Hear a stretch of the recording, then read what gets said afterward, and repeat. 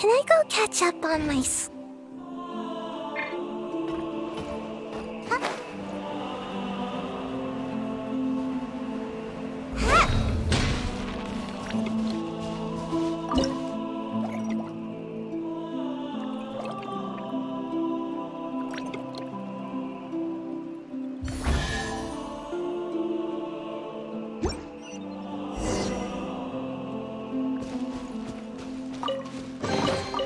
Looks kinda cozy in here.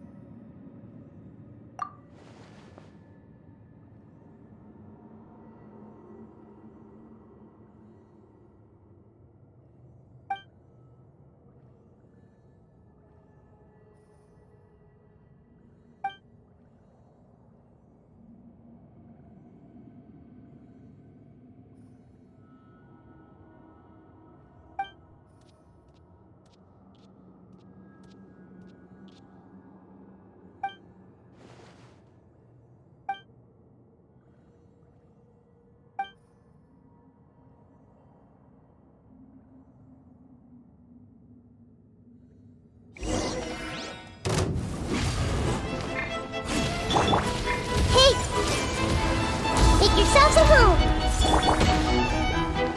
Bye. Come on out. Go. Wheel of life. Silence!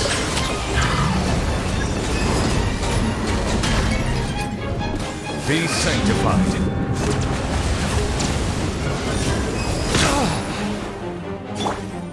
Make my escape. Bow your head.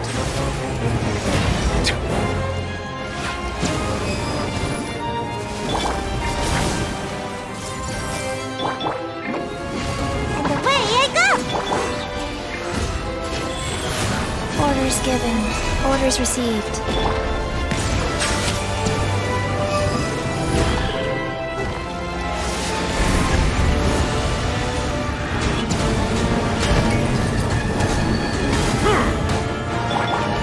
Everyone hold hands! Oh no! Rise.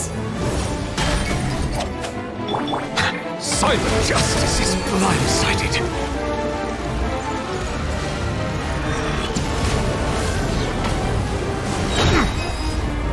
Let the mighty be humble.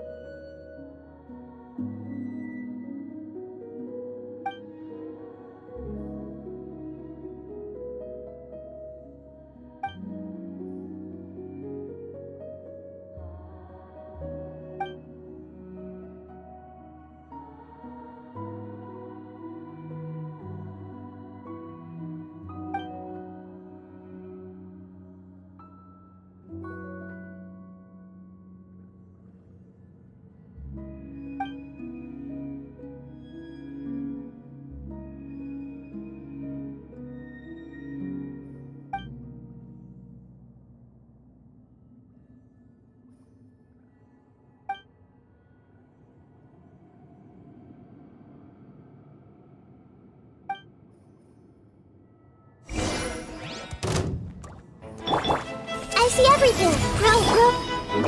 I'm out of here! Life goes on.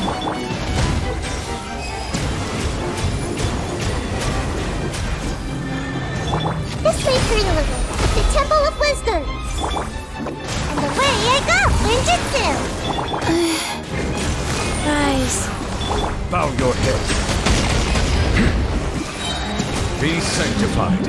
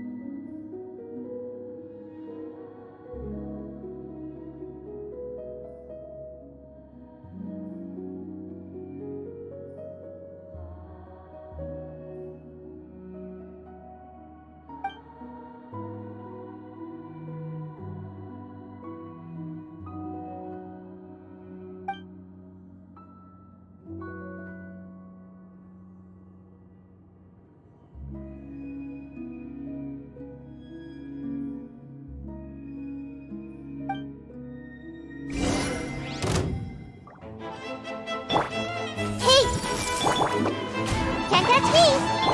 Wheel of life, go. Settle down!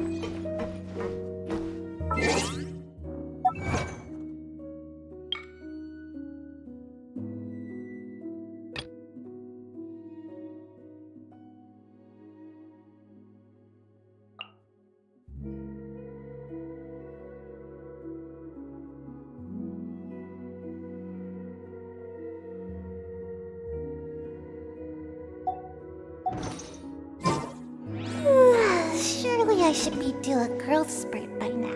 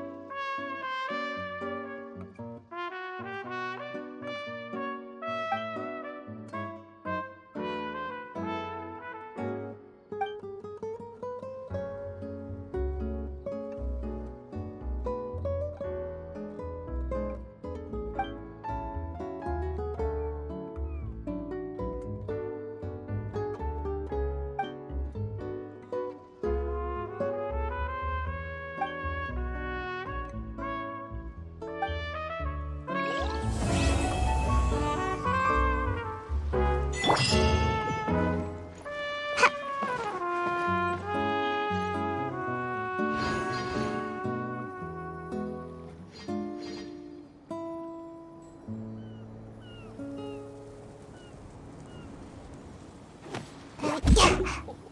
new sea route shall bring new fortune to Petrichor.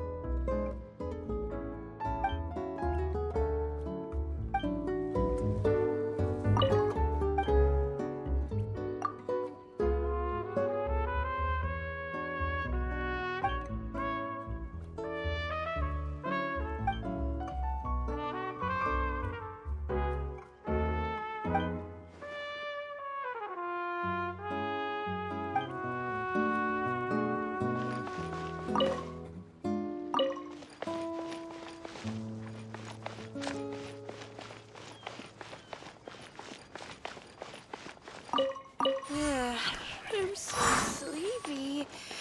Why did I have such a strange dream?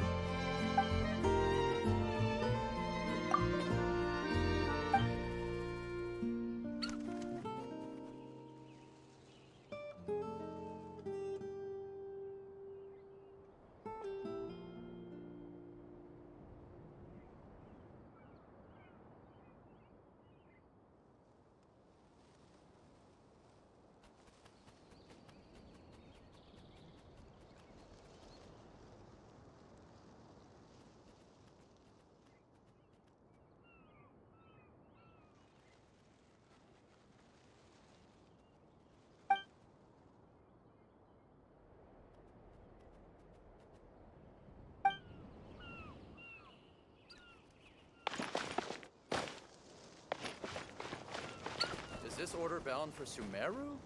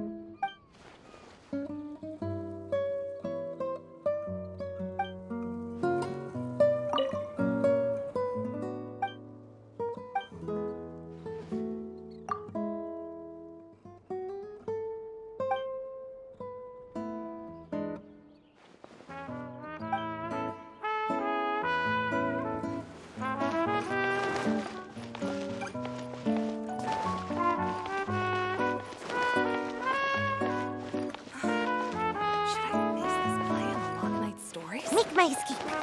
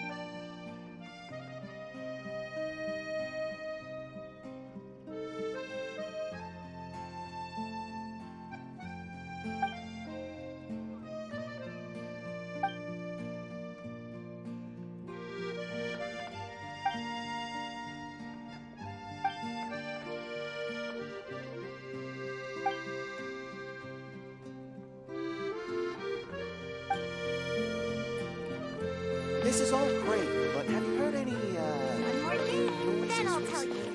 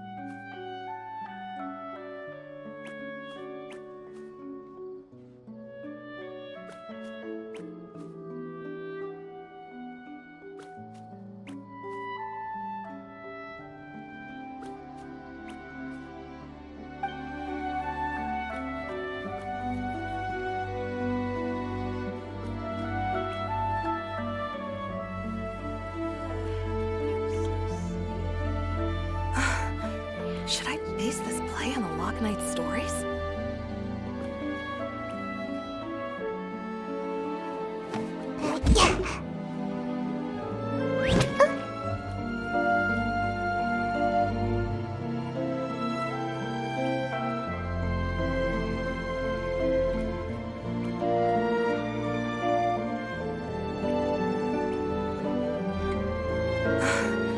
Should I base this play on the Lock Surely I Knight should be stories? to a growth spurt by now.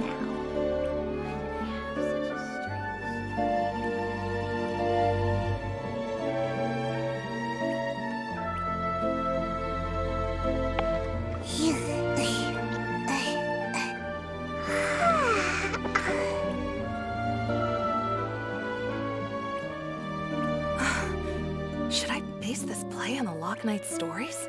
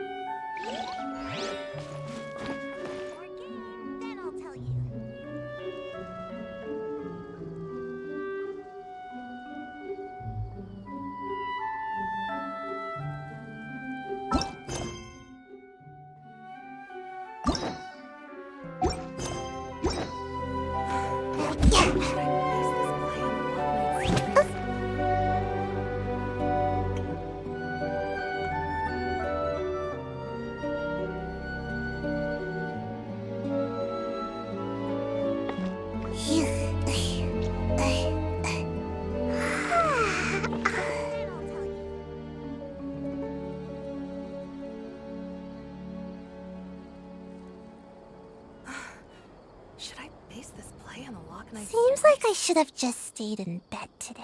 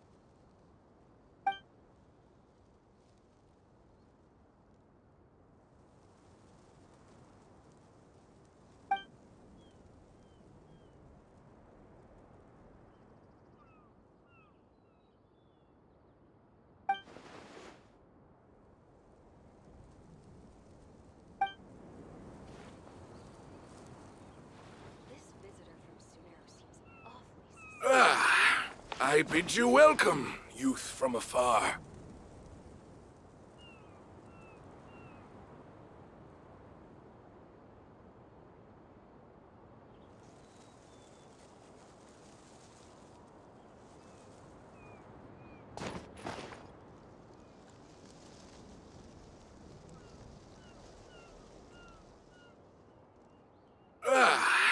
I bid you welcome, youth from afar.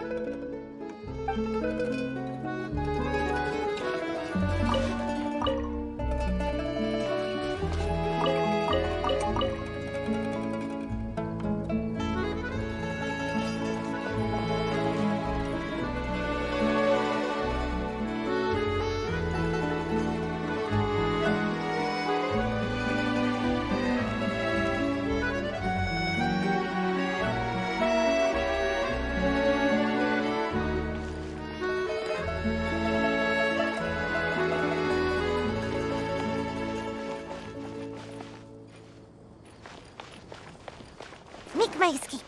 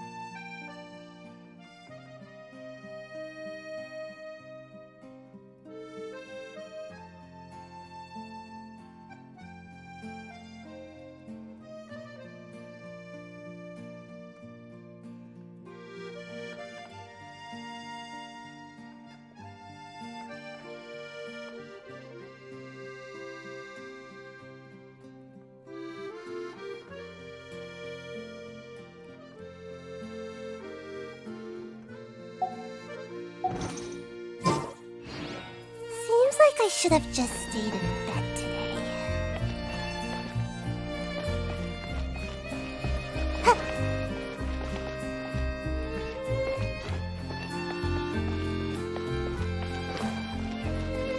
Make my escape.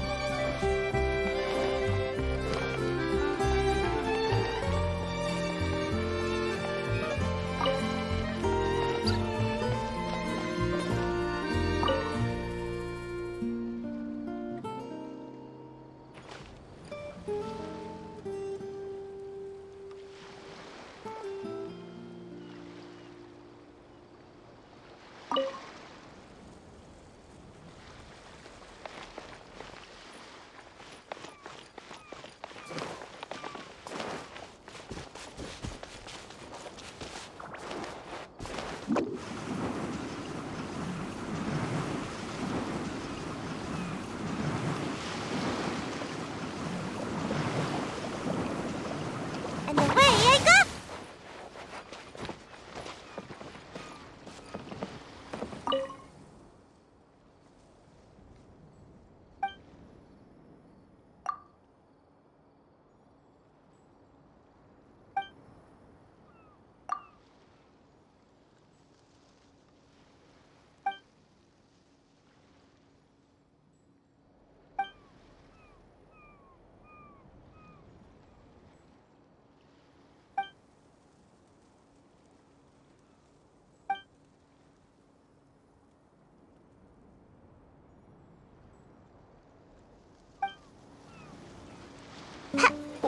The new sea route shall bring new fortune to Petrichor.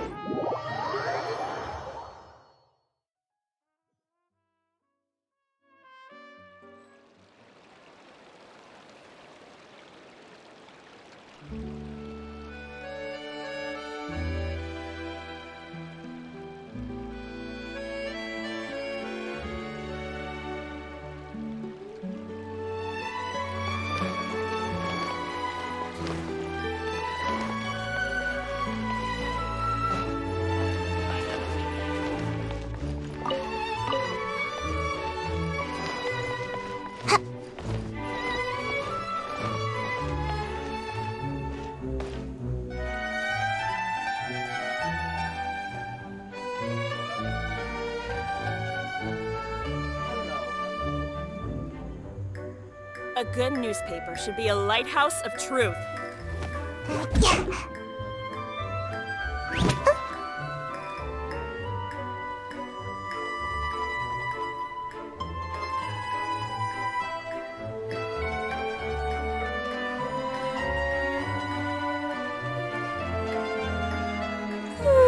Surely I should be doing.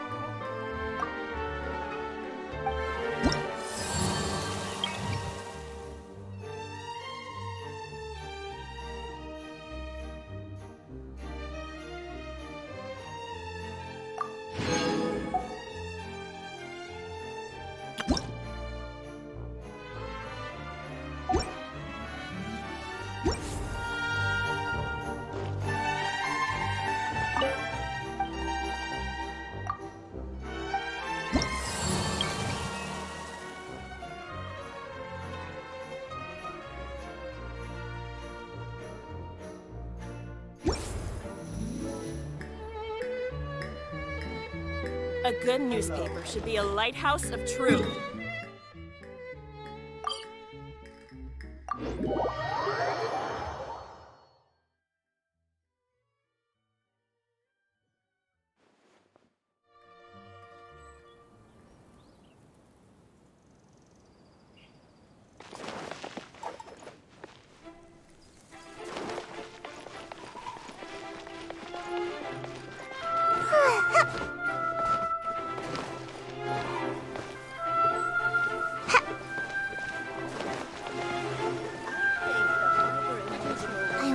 humans come from?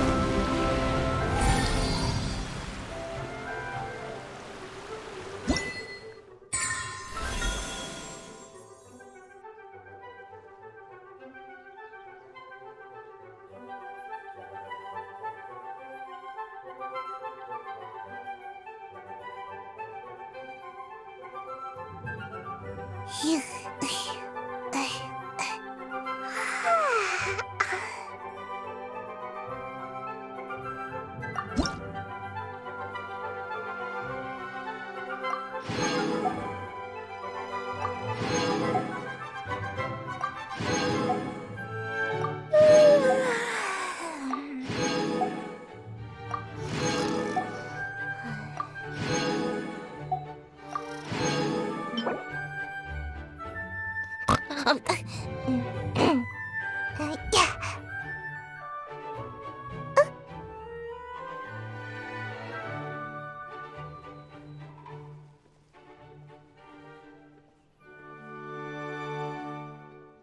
Seems like I should have just stayed in bed today.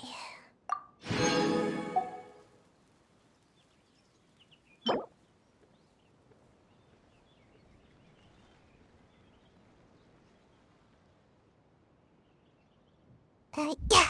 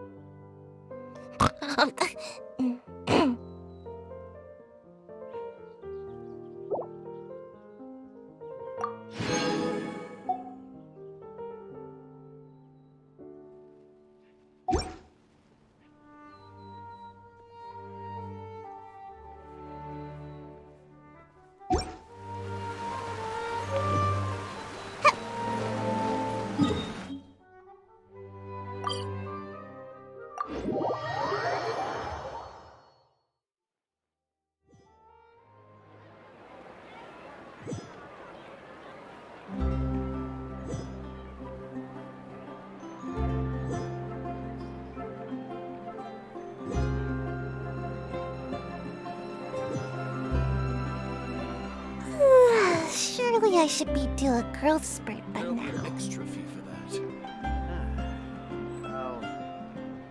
I'll think about it.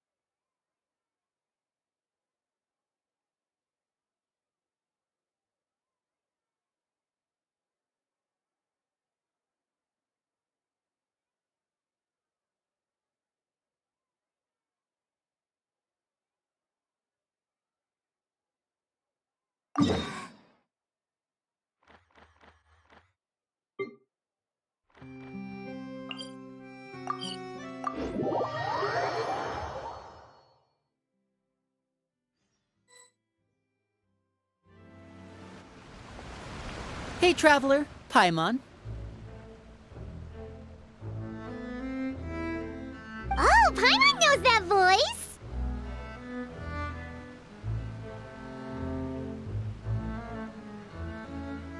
Over here.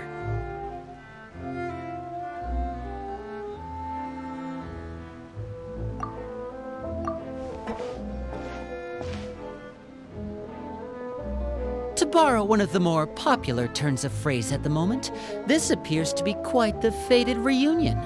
Running into you two out of the blue like this has really made my day. I certainly wasn't expecting it. You can say that again. What brings you to Poisson?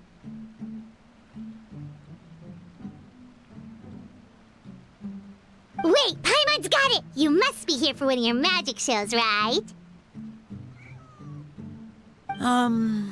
Actually, we've run into a bit of trouble on the home front, so Father arranged for us to stay in Poisson for the time being. Oh, are Lynette and Fremine here too? Yep, along with most of the other members of the House of the Hearth. You may have noticed Poisson seems a bit more crowded than usual. So you're saying nearly the entire organization has moved to Poisson? Sounds like you've run into way more than just a bit of trouble. What's really going on? Well... Since the two of you are so curious, perhaps I can fill in the gaps. You scared Paimon half to death! Father, you're here. You know... On second thought, maybe we don't need to know? It's all probably super confidential House of the Hearth stuff, right? We totally weren't trying to pry or anything. No need to be nervous. I could sense your genuine concern from your conversation just now.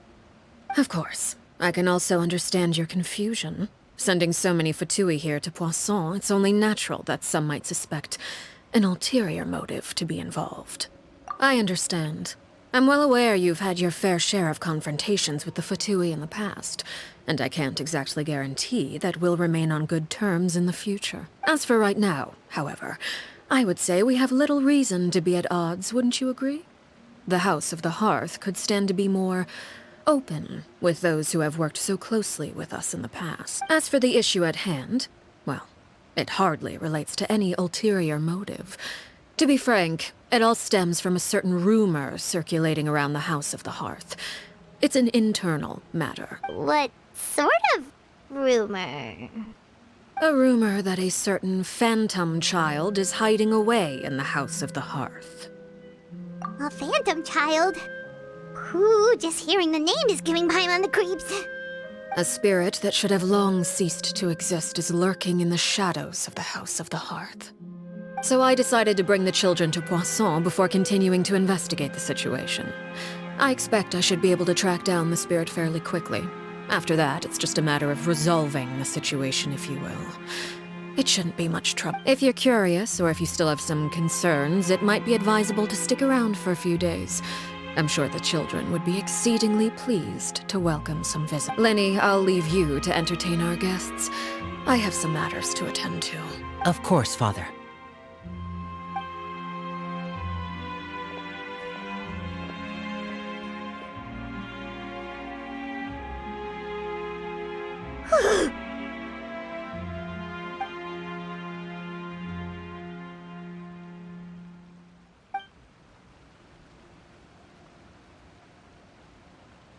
It has long been a dream of mine to invite you to our home and introduce you to my other siblings. You're quite well known in the organization already. A lot of people have been talking about you, especially after everything with the prophecy. If you're willing, why don't you stay a while and have a little chat with us? Alright. We don't have anything else to do right now anyway. But let's be clear, we're just gonna be there as guests, okay? Don't get any funny... Oh, wait a second. For your guests, that probably means we'll be treated to lots of yummy food, right? Of course. During our stay in Poisson, we've been helping out the locals with some fishing. We bring in quite the bounty every day. In fact, today's the perfect chance for me to show you what I can do in the kitchen. Let's go. I'll take you to where we're staying.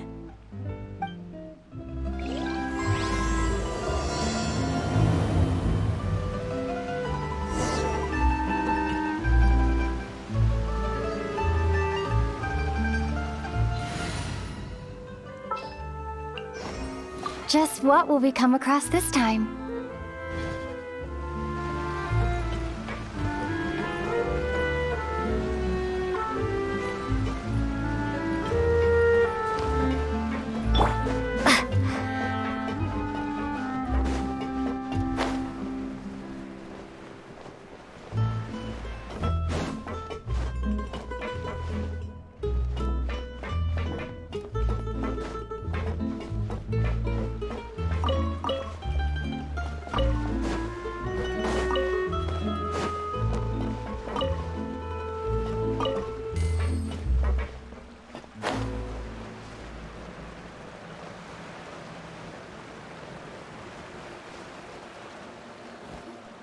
We rented this house from one of the locals to use as a temporary base.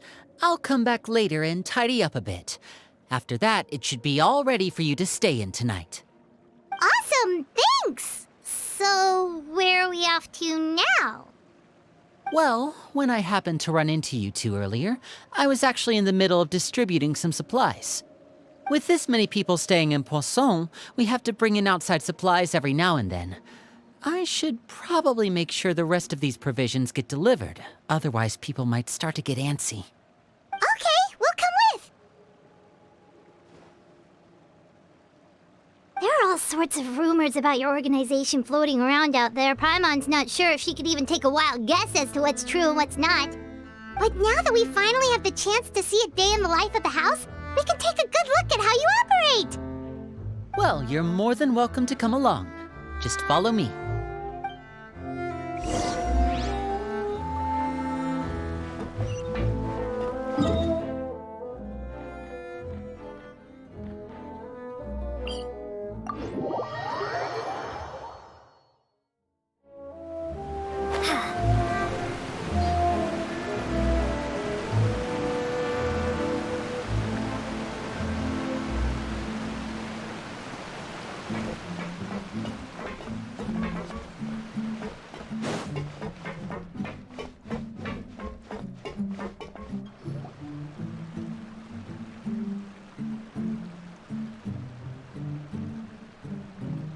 Linny! We're finally here. The supplies. I'm assuming you've... Brought them with me? Yep, here you go. Hello? Something caught your eye? It's the Traveler and Paimon! No way! Come here, everyone! Hurry! The Traveler and Paimon are here!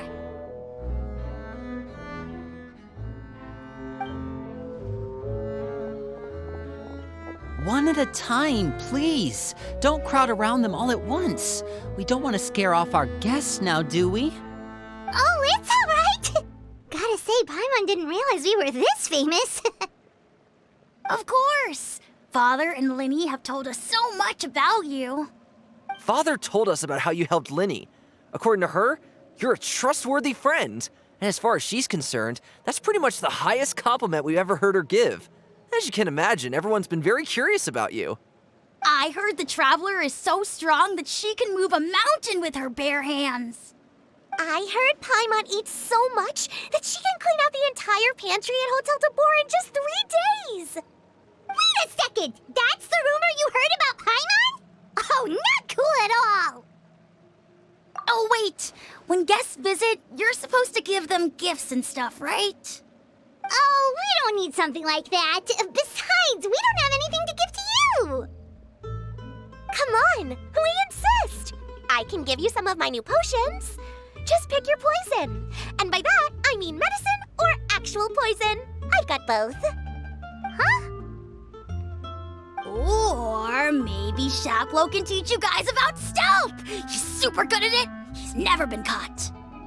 Ah, now that's not a bad idea. I know you usually prefer to fight head-on, but it never hurts to expand your bag of tricks, right? When it comes to eliminating your enemies, staying quiet can go a long way. Trust me, I would know. I was poisoned not too long ago, and I'm still dealing with the after effects. So I'm not quite as good as I was before, but I can still give you some pointers. Wait, when you said gifts, Paimon didn't think you meant poison and stealth tactics. But those are the best things we can give you. You don't like them? Ooh, how about this? Tell me the name of someone who really annoys you, and we'll teach him a lesson for you. All right, Folt, Selwar. I think that's enough suggestions for now. When it comes to being a good host, it's the thought that counts.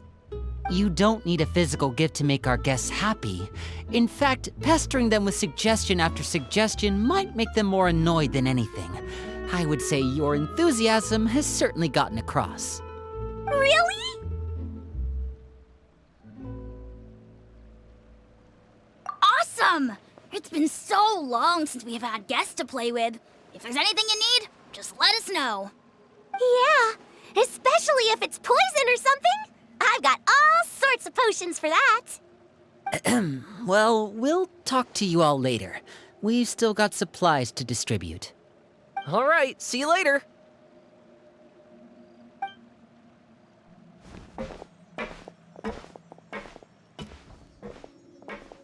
Bye!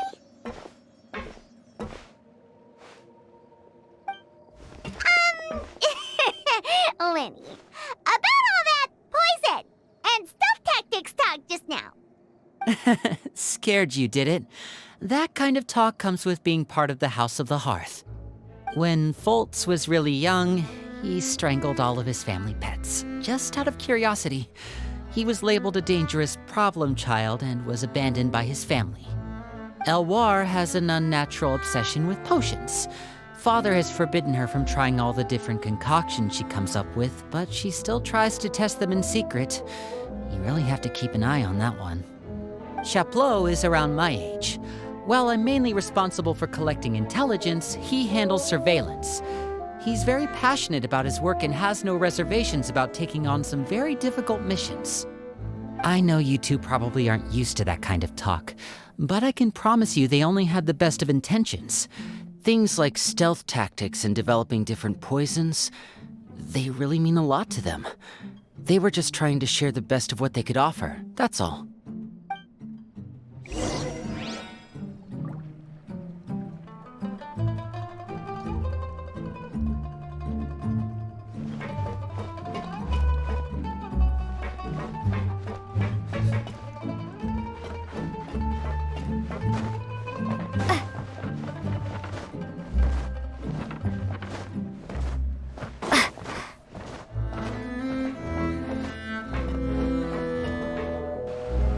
Filial, supplies are here.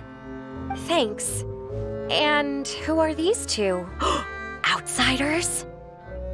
Allow me to introduce you. This is the Traveler and Paimon. Oh, you're the famous duo I've been hearing so much about. It's nice to meet you. I heard you've traveled to all sorts of places. Is that true? Of course! We're making our way all across to that! Oh, good for you. You must be pretty familiar with Fontaine by now, then. Have you seen the new opera that started running recently? I think it's called... The 4,000 Thieves? Oh, this is the first we've heard of it. It seems like it's going to be fantastic. From what I've been able to tell from the posters, anyway. You should definitely check it out if you have the time. Oh, and there's the Blind Maiden, too. That one is supposed to have audience interaction. Seems pretty interesting. After this mission is over, I think I'll go get a manicure. Oh, maybe I should dye my hair. Wonder how much it'll cost. Is it just Paimon, or do these two seem much easier to get along with than the others? Looks like the House of the Hearth has some normal members after all. I heard that. Oh! Oops. I'm guessing you're referring to Foltz and the others? Yeah, we're definitely not all like them. I bet those crazies are practically foaming at the mouth right now. I'm sure they just can't wait to get back to Snezhnaya to carry out the plan. That's enough, Filial. Don't talk about family members behind their back, right? Whatever. Let's go. Guess this is goodbye then. If you ever have some time, we should go see the opera together.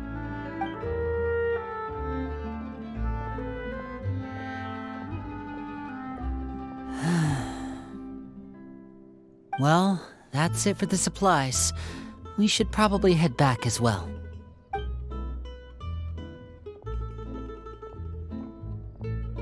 Well, they didn't seem too happy with each other. Seems like there could be something more going on here. You're right. We're only here as guests after all. Oh, Linny's getting super far ahead. Come on, let's catch up.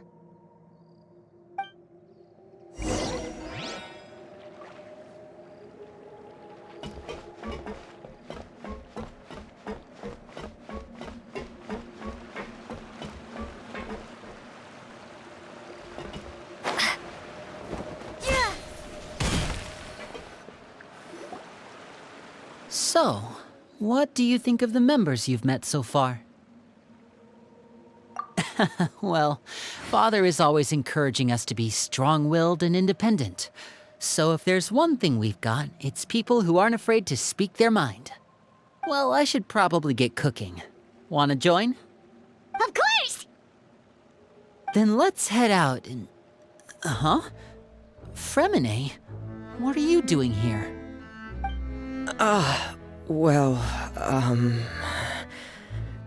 Fremine! Nice to see you again! You too.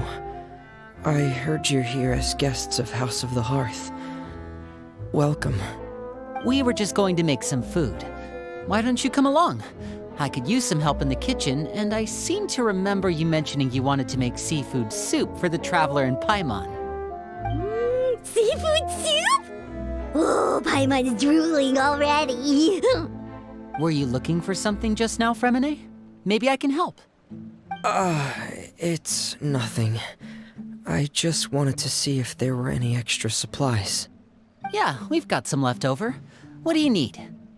Some food and water, and some clean cloth, if possible.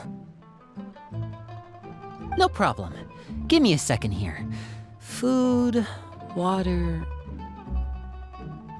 Wait a minute. What do you need all of those for? You're not on any missions as far as I'm aware, and you were just going to come eat with us. So what's this all about?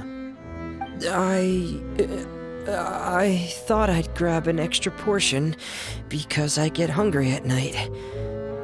Could be because I'm growing, you know, and... Fremine, you remember what I told you? You're not like me. Your lying skills still need some work. Tell me what's going on. Is it really bad enough that you have to keep it from your own brother? Maybe it'll be better if we gave them some space.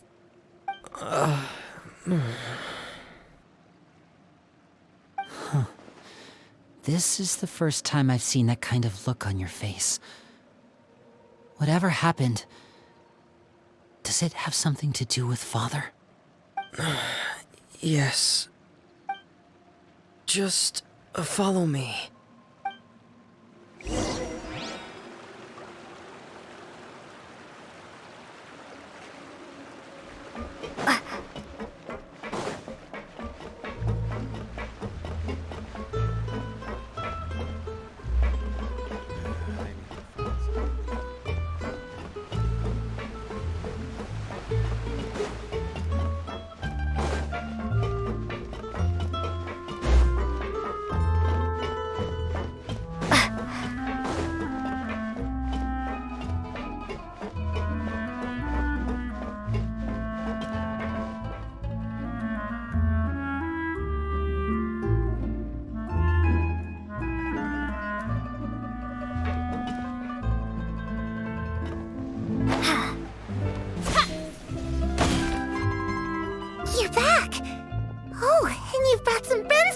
time. Hello, my name's Linny. I grew up in the House of the Hearth. And you are? Hi, Linny. I'm also a child of the House of the Hearth, just like you. You can call me Clairvy. Clairvy? It's nice to meet you. Does that name ring any bells, Linny? No, not at all. That's not a name we have on our roster, I'm sure of it. What I'm not sure of, though, is how she managed to sneak in. She must be the phantom child Father's been searching for. From the looks of it, I'm guessing you were the one that found her, Fremine. You, haven't told Father, have you? No, I haven't told anyone. I've just been keeping her hidden. For how long? About half a month now. So ever since we got to Poisson, then, do you have any idea what you're doing? I know what I'm doing. Really? 'Cause from where I'm standing, it looks like you're hiding the very person Father has been trying to find. If Father finds out about this, everyone involved is going to be punished.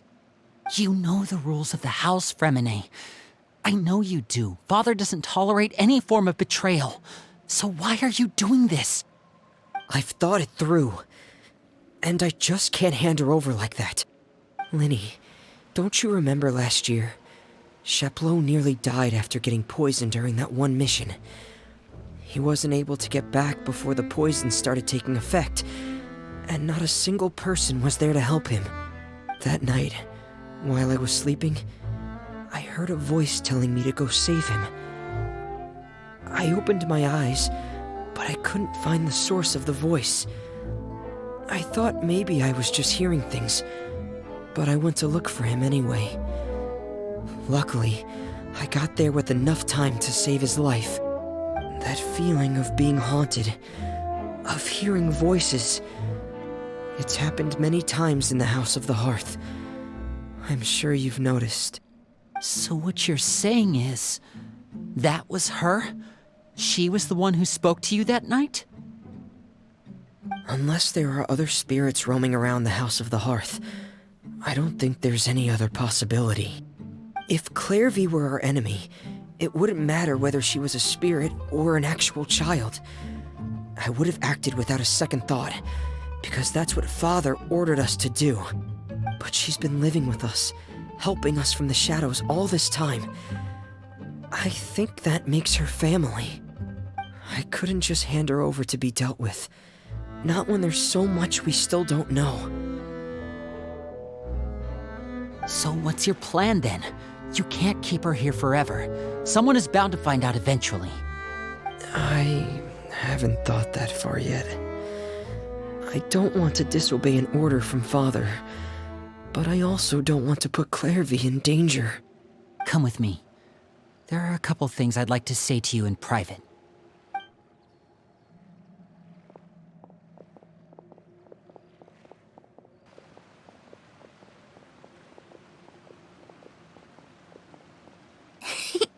Those two sure care a lot about each other. Well, they got a funny way of showing it. From where Paimon was floating, it sure seemed like they were about to bite each other's heads off. No way! They have a really deep bond. I could tell right away, 'cause I also have a friend like that. I just don't know how long that kind of bond can last. The darkness in the house runs deeper than you can imagine. No one can get out alive. I'm sorry, Linny. I really didn't mean to drag anyone else into this. Oh, really? You didn't mean to? 'Cause I, for one, wish you did. Huh? What do you mean? You know, when we were younger, you didn't call me Linny. You called me brother, just like Lynette. We grew up together, the three of us. We were all orphans, all rescued by Father. Of all the siblings in the House of the Hearth, I think our bond was the closest. Later on, when you started calling me Linny, I wasn't actually surprised. After all, Lynette and I are related by blood.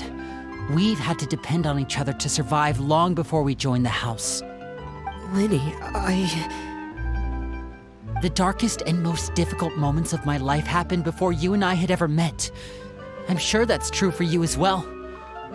Even so, Fremine, we've stood by each other for all these years now, and to me, that means more than blood. You and Lynette are the most important people in my life. No one can replace you. So I won't let you face anything alone. Not if I can help it. Oh, looks like things are getting kinda heated between Linny and Fremine. Maybe we should go check on them. Oh, it's raining. I should put my clothes away.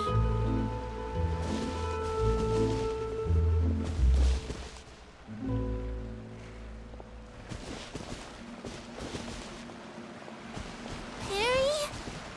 Huh. Looks like she's not here either.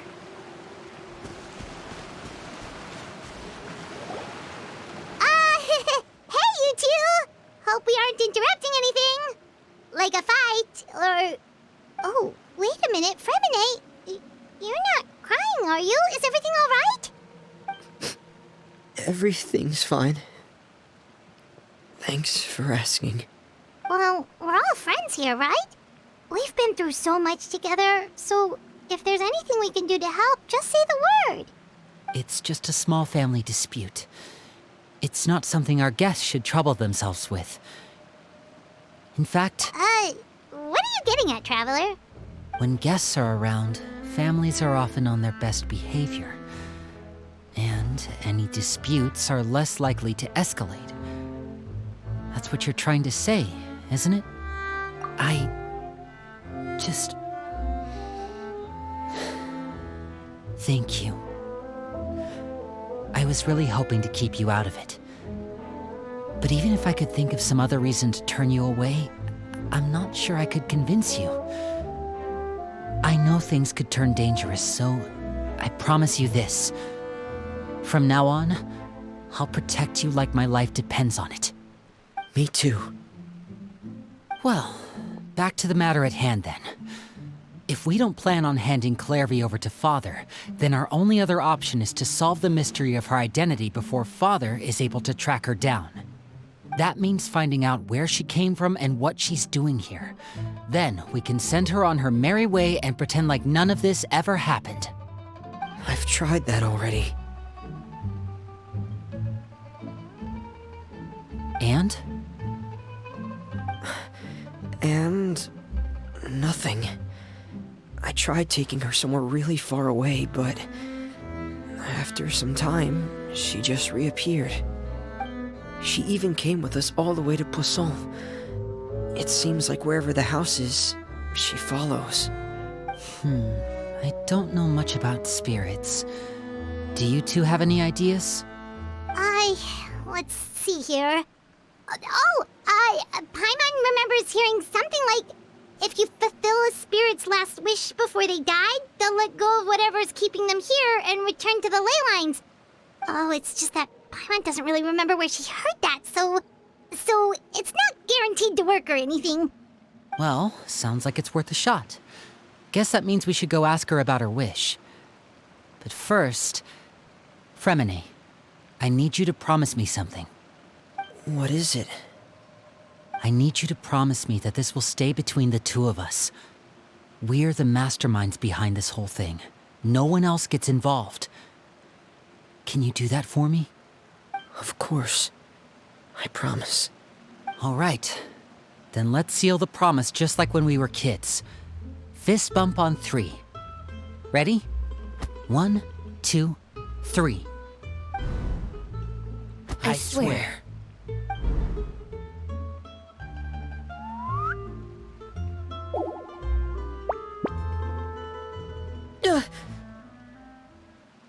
Whoa!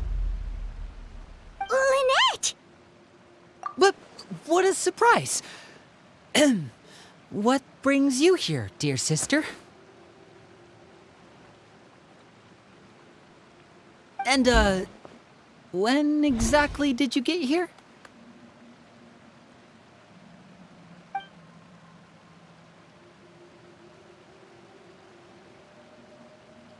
You're an idiot, brother. And you too, Fremine.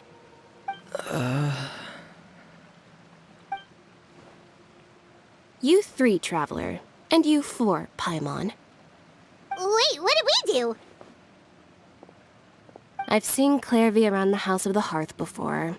I hadn't seen her in Poisson, so I figured she must not have come with us. But it turns out you were just hiding her. I heard you talking about your plan. Rather than steering clear of the situation, I'd rather fully join in.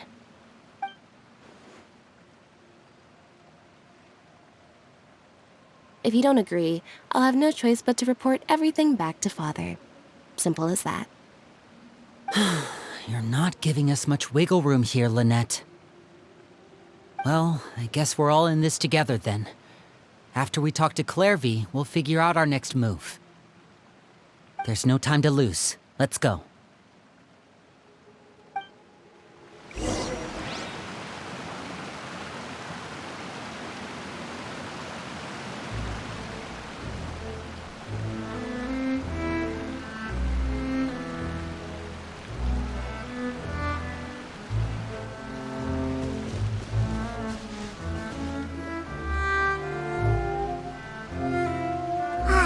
I'm full. Thank you for bringing me this food, you guys. She said she's full, but the food doesn't look like it's even been touched. That's right.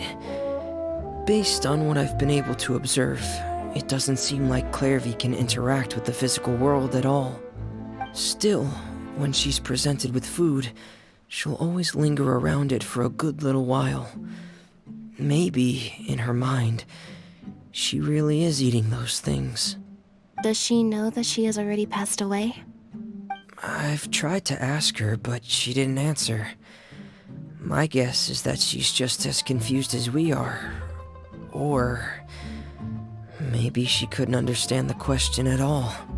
Clairvy, if you've got some time, I'd like to ask you a few questions. Sure. Oh, another new friend. Hi, I'm Clairvy. Hello. Clairvy, how did you join the House of the Hearth? Huh? Isn't it the same for everybody?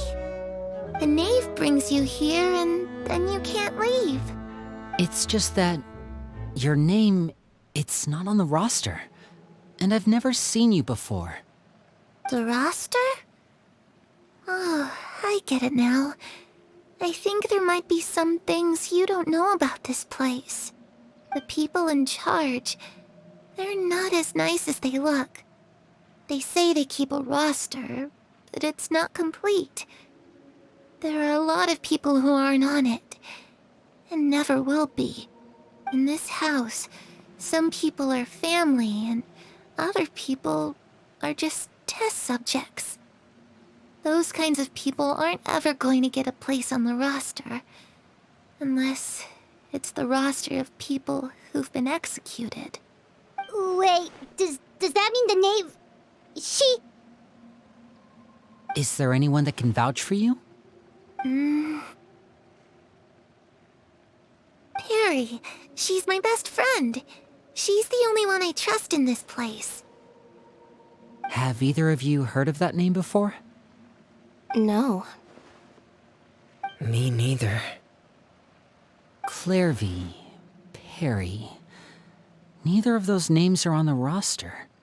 But it seems like she's telling the truth. Either that, or this kid's already got a bag of tricks bigger than mine. Maybe we should try a different approach. Clairvy, do you have a wish? A wish? It can be anything you want. Just imagine. It's your birthday, you're blowing out the candles, and your wish is...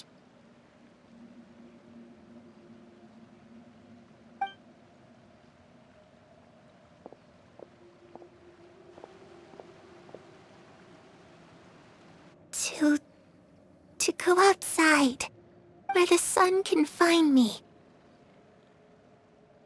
That's it? Well, that sounds easy enough. darkness in the house runs deeper than you can imagine. No one can get out alive.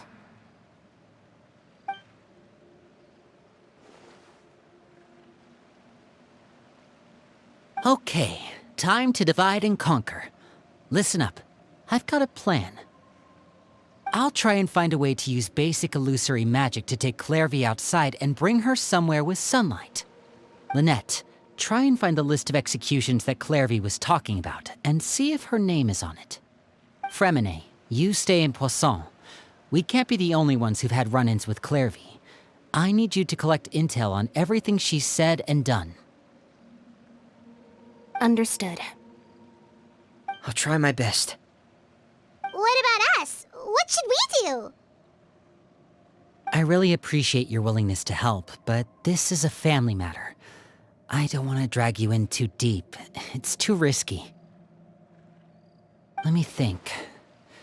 Since Father considers you to be guests, maybe you could stick by her side for a little while.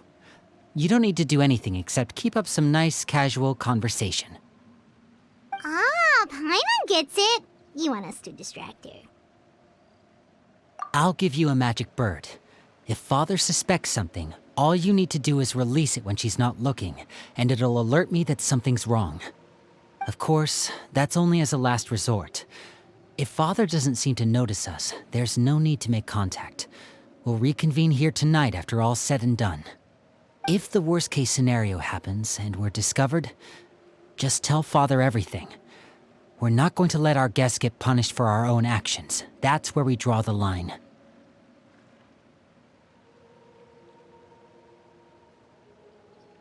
You too. Okay, this is where we part. Father should be at the beach nearby.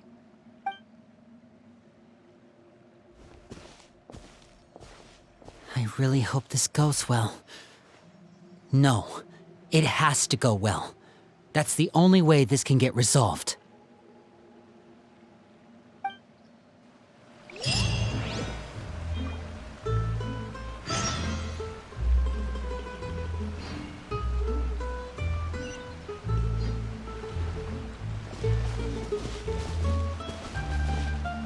Clairvy, I'd like to take you somewhere.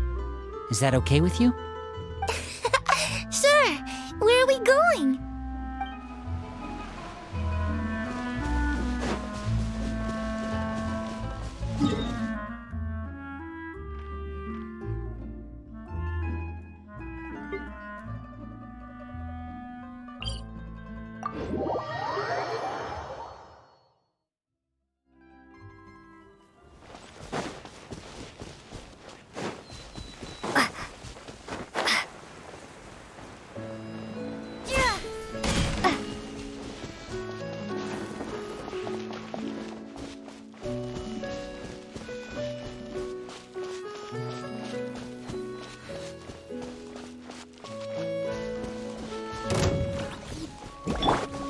Everyone hold hands.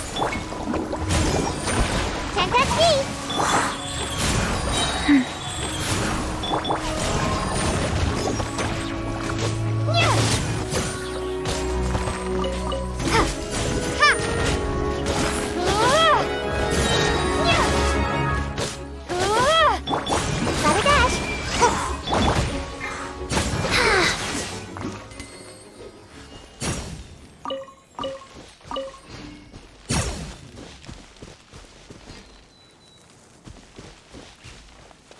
Life goes on.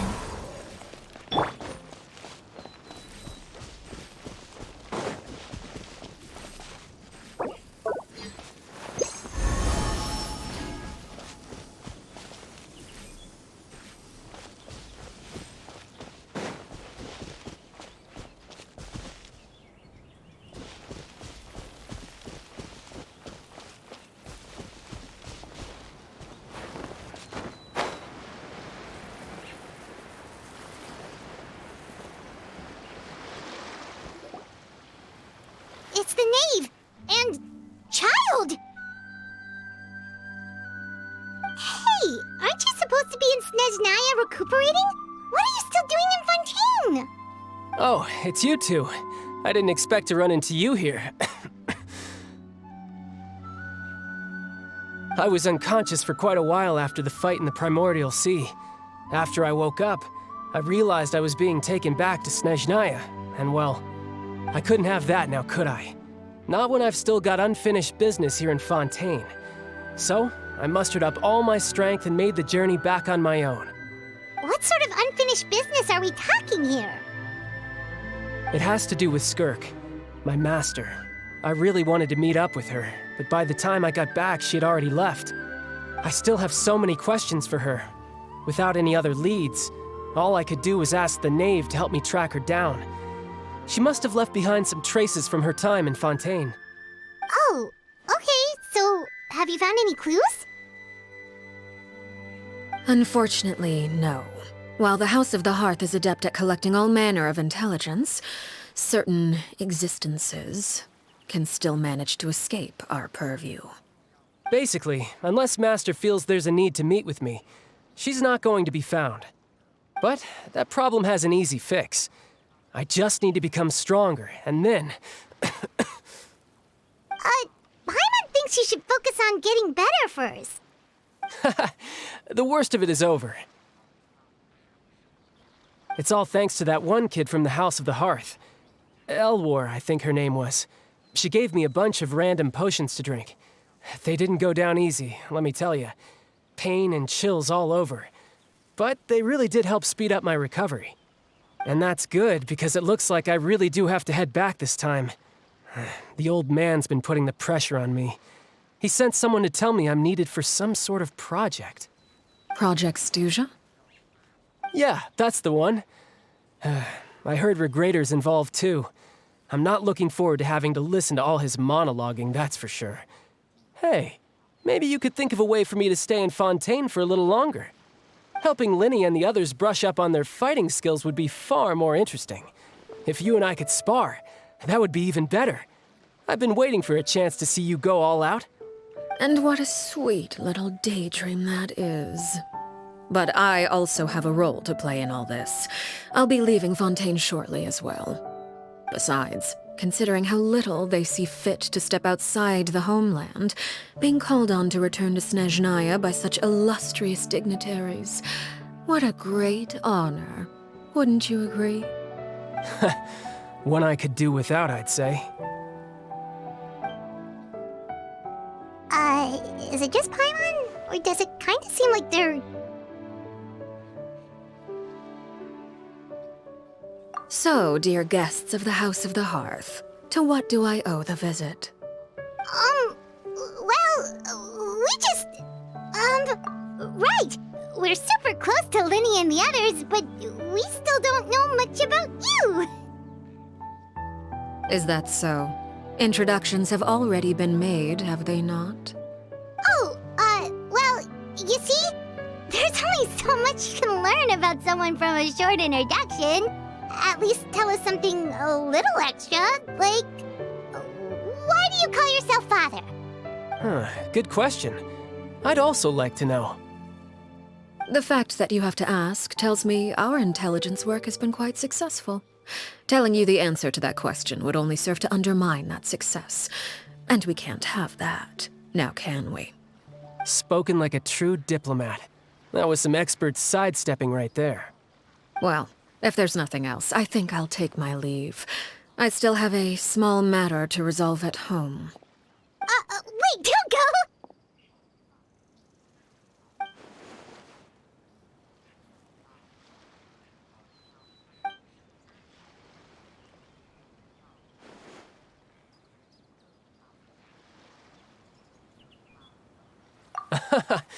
I'd also like to hear the answer to this. I've met some of the members of your organization, and they all seemed like really good kids. They actually reminded me of Tonya and Tusser. Which, by the way, if you ever betray them, I'm just letting you know, I won't let you off easy. And why would I betray them? Well, you've already betrayed the House of the Hearth once, haven't you? At least, that's what I heard.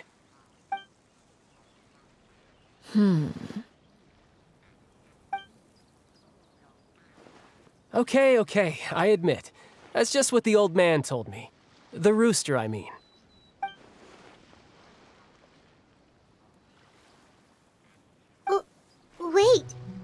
Did you really do something bad to those kids? Never mind what I've done. I'm more curious as to what the mighty rooster had to say. Care to enlighten me? Ah, well, nothing much. Just some stuff about you taking out many other members of the House of the Hearth, and even going so far to attack your own family. I see. Oh, based on your reaction, I'm guessing it's all a bunch of lies. Hardly. I don't appreciate his particular turns of phrase, but I suppose he didn't say anything untrue. Although, it would be more accurate to say that there is a certain level of prejudice involved, but I don't intend to clear that up just yet. Prejudice has a funny way of concealing the real truth behind certain things, an attribute that I find to be quite advantageous. Call yourself a Fontainian, for example, and people will assume all sorts of things, when the real truth is that this is simply the land where I was raised. Huh? You're not actually from Fontaine? But then why did you try to help out with the prophecy and everything? I was trying to protect the children born in Fontaine. Claiming that I myself was a Fontainian simply made it easier to operate. People would hardly suspect a fellow Fontainian of having any ulterior motives. Who wouldn't want to save their homeland after all? The primordial sea wouldn't have any effect on me, but it would have caused great harm to the House of the Hearth. Well, you wanted extra information, didn't you? There you go. I hope that satisfied your curiosity.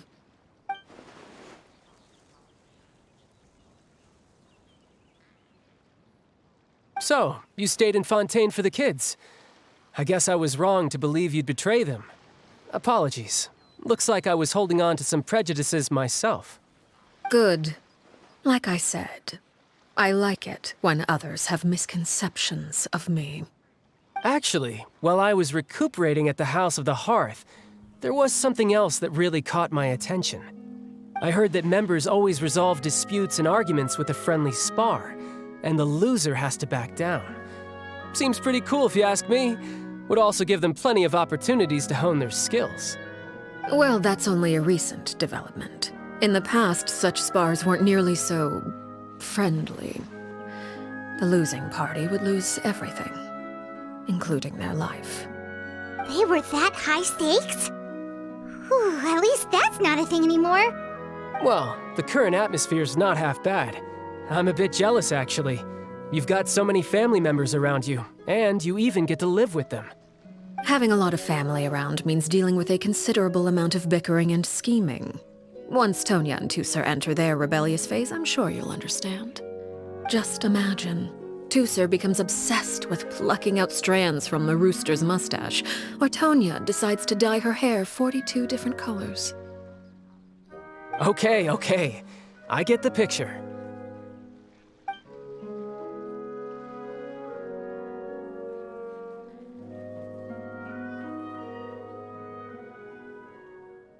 Well, would you look at the time? I should probably get going. Traveler, Paimon, I'm not sure where our paths will cross next, but the next time we run into each other, we should definitely try and find some time to spar. Again, maybe this is a conversation we can have when you look less like you're gonna kill over. All right. Well, thanks for everything, Arlecchino. No thanks necessary. You also played a part in obtaining the Gnosis. I would say we can call ourselves even.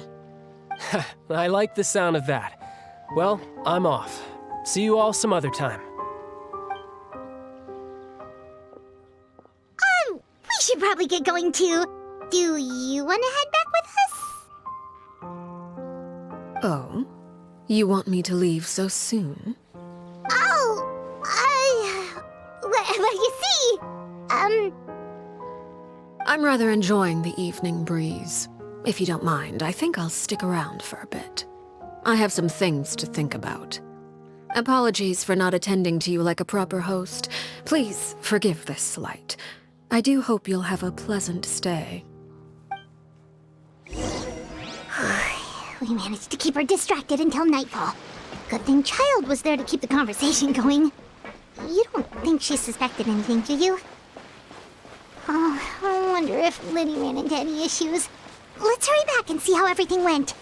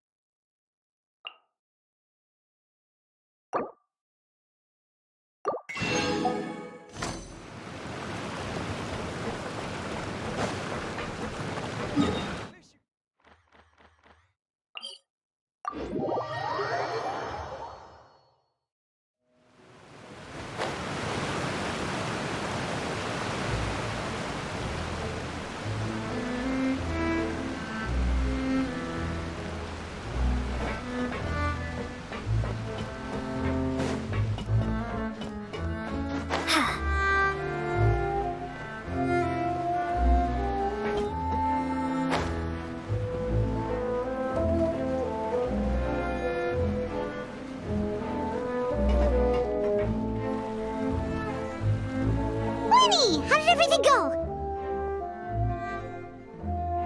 Well, long story short, we ran into a small issue. Clairvy can't go into the sunlight. Everything was fine at first. She followed me up to the surface just like I told her.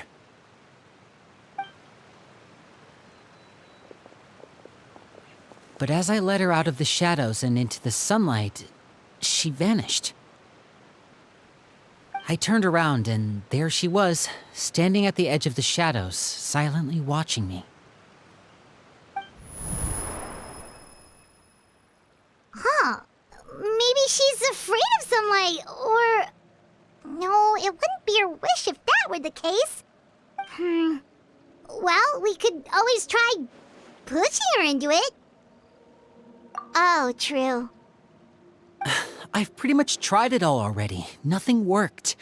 Eventually, the sun went down, so all I could do was bring her back here.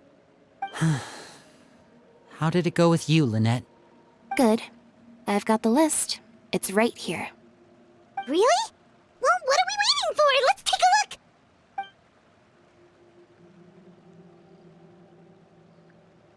Oh, that's a lot of pages. Oh, it's gonna take forever to get through it all. We can each take a section. Here. La Pouillade, L'Endroit, Chambel, Aurea.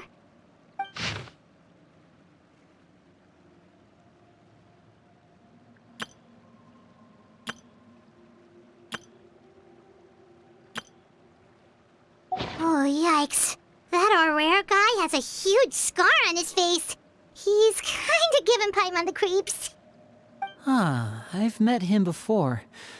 The scar is from an injury he received during a mission. I still remember him joking with me about it. He said any future lover would take one look at him and then lose all interest.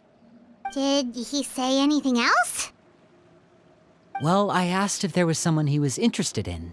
He said no, and that's where our conversation ended. It was only later that I learned he really did have someone he liked. He risked everything to escape so he could be with her, but it didn't work. One day, Father asked to see him, and, well, I never saw him again after that.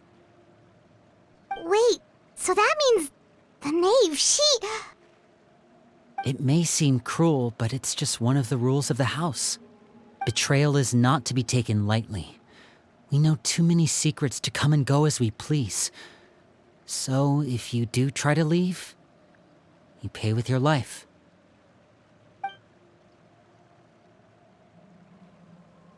Her name's not here, huh? Well, that's not too surprising. It doesn't seem like this list is complete. It only contains records dating back around 5 years. Let's shift our attention then. Fremine, were you able to find anything out? Fremine. Sorry. I was thinking about something. I managed to talk to quite a few people, but I couldn't help but notice that the atmosphere in the house was a little... strange. Strange? Yeah, I mean, I know there have been arguments in the past, times when people haven't gotten along. Chaplot and Filial are a good example of that. Oh, those are two of the people that we met while delivering supplies. Paimon can see how they might not get along. They had very different vibes, and their, interests seem to be pretty different as well. That's to be expected, actually. Father brought us all here, shared her knowledge with us, taught us how to fight. That's one thing we all share. But that's also where the similarities end. Not all of us feel the same desire to stay here. As members of the House of the Hearth, we're also considered part of the Fatui. And to a lot of people, that's an identity they never asked for. Certain members get older and realize they want something else for themselves. But considering the rules of the House, most people would never say that out loud. People like Chaplot and Foltz are loyal to Father and her vision. They're proud to be part of the Fatui. Filial and Nantoy, on the other hand, well, they aren't quite as enthusiastic. These kinds of conflicts have always been there. It's not like Father is in the dark about any of this. Well, that's true. But it just feels like things have gotten worse lately. Filial and the others, it seemed like they were meeting in secret to talk about something. I can't say for sure, but I think they've met Clairvy. You think she's been inciting them to act out? No, not exactly. But I wouldn't be surprised if she said something to them about the darkness in the house and how deep it runs. She's told me about it before. Experiments being run on children. People being used as pawns on the battlefield without so much as the strength to survive. And they just believed all that? Without any evidence? Clairvy's words probably gave them the excuse they were looking for. Whether they actually believe them to be true is secondary. This is all because of Project Stuja, isn't it? Whoa. Hold on a second. What's this Project Stuja all about, huh? This is the second time it's come up now. Sorry, but I'm not sure of the details either. I only know what Father has told us, which is that it's something the Rooster and Regrader have been working on together. Apparently, it has to do with the Fatui's strategic plan for the future. Because the House of the Hearth was so successful in obtaining the Gnosis, we now have the honor of playing a key role in Project Stuja. Wait, but isn't that a good thing? Key role is just another way of saying dangerous role. To us, the whole thing is an inconvenience.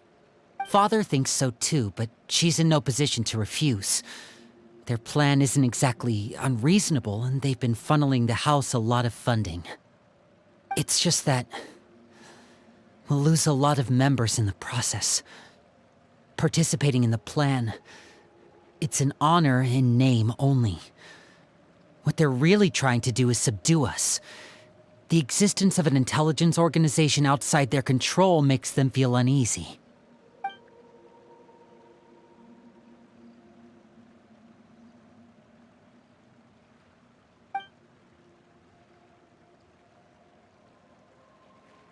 Okay, super complicated top secret Fatui business aside, what does all of this have to do with the conflicts you were talking about earlier? Paimon doesn't get the connection. External pressure has a way of exacerbating internal strife. You can't overlook the power of fear either. People are afraid of dying, and that fear is often the impetus for a lot of stupid decisions. I thought resolving the Clairvy situation would make everything go back to normal, but it looks like things are more complicated than I thought. If we leave Filiol and the others to their own devices, sooner or later, Father will be forced to take action. We can only focus on one situation at a time, brother. You're right. Even if we confront Filiol and the others, it won't do any good. It might even make matters worse. We should focus on Clairvy for now. Well, it's getting late. We should head back and get some rest. We'll try again first thing tomorrow. Lynette, you stick with me this time. Fremine, keep a close eye on Filiol and the others. Make sure they don't do anything they'll regret. Good work today, everyone. Have a good night, and I'll see you tomorrow.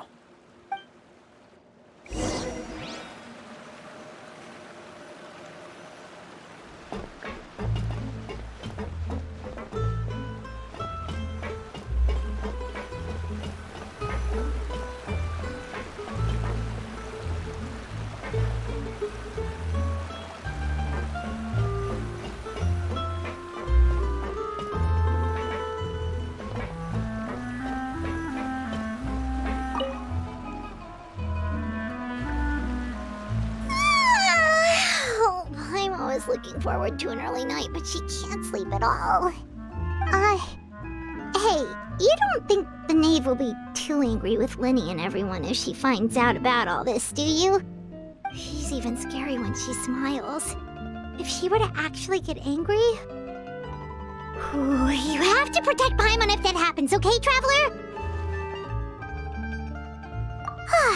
Trust is ever, Traveler. Look! Look over there! Quick! Let's catch up with her before anyone sees!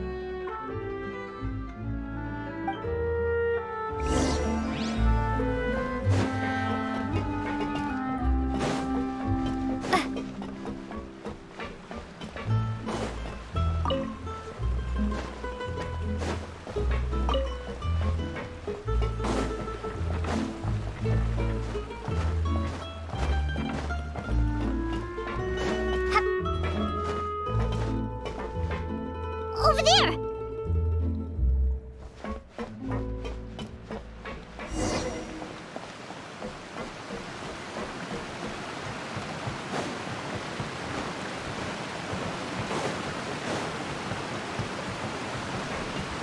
Oh, where is she going? Oh, if someone sees her, we're toast!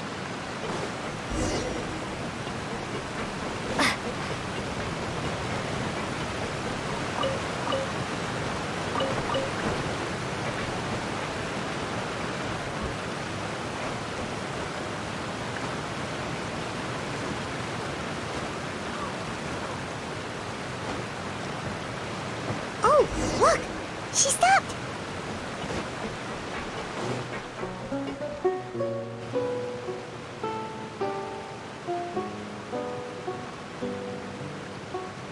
Clairvy!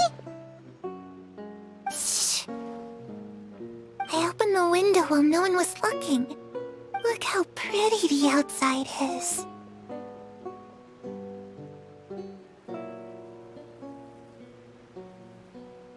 If only I could have more than this. You probably think I'm being silly, huh? All this hopeless resisting. It's better to dream of what I could have than try to make it a reality, right? Please, help us get on the same page here, Clary. We need you to tell us what you know. Can you do that? Sure. Although, after you hear all this, I think you might regret that decision. Everyone in this family is nothing more than a tool, something to be used and exploited. We're all expendable, including me. As long as you're useful, you get to stick around. Lose your value, and you're handed over to the doctor, experimented on, and given a fate worse than death. I've seen it happen again and again, and I've had enough. You're saying the knave did all that? It's just, that doesn't seem like something she would do. She's scary and all, but it seems like even she has lines she wouldn't cross. I knew you wouldn't believe me. Everyone thinks she's a good person. They all think of her like a real mother. Mother? But she doesn't deserve that title. She's disgraced it and tarnished it. And if I had things my way, I'd never see her again. If only Perry were here, she'd understand. Perry? There's that name again. Also, Paimon's getting a strange feeling. It almost feels like she's not really here with us. Paimon can't tell if she's actually talking to us or if she's mistaken us for someone else. Well, in any case, it seems like she really needs someone to talk to. We should keep her company for a little longer. She looks so young. But it seems like she's been through a lot. It's getting windy. I should close the window. Ooh, look at the moon. Isn't it pretty? Hey, wanna hear a secret? I heard that if you look up at the night sky in Snezhnaya, you can see the aurora. It's supposed to be super pretty. Even prettier than the moon tonight. Perry and I promised each other that once we're older, we're gonna go see it together. But I can't find her. I'm worried she's also been... No, that wouldn't happen to her. She's special. Mother likes her a lot. I should really go talk to Mother, but we just fought. She doesn't want to see me, and I'm too scared to face her. What should I do?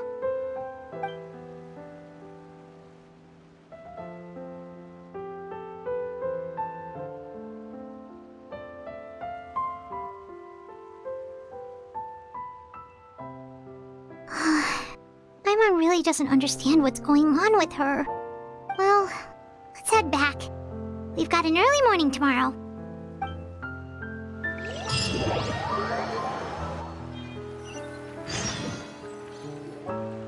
All right, looks like we're all here.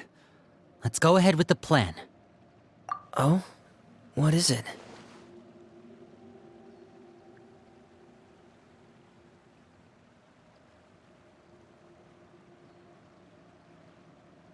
What makes you ask that? Well, we kinda ran into Clairvy last night, and that's what she told us. We met the doctor back in Sumeru. He's super dangerous, and he's done all sorts of bad things. It's possible that Father and the Doctor have had certain dealings, but I don't think Father would work with him. We're not really on the same side, so there's not a lot of trust between them. That doesn't exactly set the stage for a successful partnership. I did hear, though, that when Father first became a Harbinger, the Doctor offered to work with the House of the Hearth. Father rejected most of his proposals, except for one. It had to do with some sort of secret experiment. Secret experiment? Could that be what Clairvy was talking about? I don't think so. I don't know any details about the experiment itself, but I do know it's an entirely independent operation. The Doctor only proposed a direction for the research. That was the extent of his involvement. I still don't think that counts as working together. The details of the experiment are confidential, but complete records are kept on all participants. That doesn't seem to be the case with the situation Clairvy referred to. I know you don't agree with some of the Fatui's methods, and I'm not asking you to. But I am asking you to trust us on this. The House of the Hearth has its own principles. There are certain lines we're not willing to cross. Alright, that's good to hear at least. Clairvy seems to think the Knave and the Doctor worked together to do something horrible. If that turned out to be true, Paimon doesn't know how he would even face you guys. It's just that it doesn't seem like Clairvy is lying either. The easiest thing to do would be just ask the Knave directly, but Paimon doesn't think she'd tell us. Father didn't come back last night. She's probably still near the shore. We'll be counting on you to distract her. Lynette, you're with me. Fremine, you know what to do. Be on your guard, everyone. All right, let's get to it.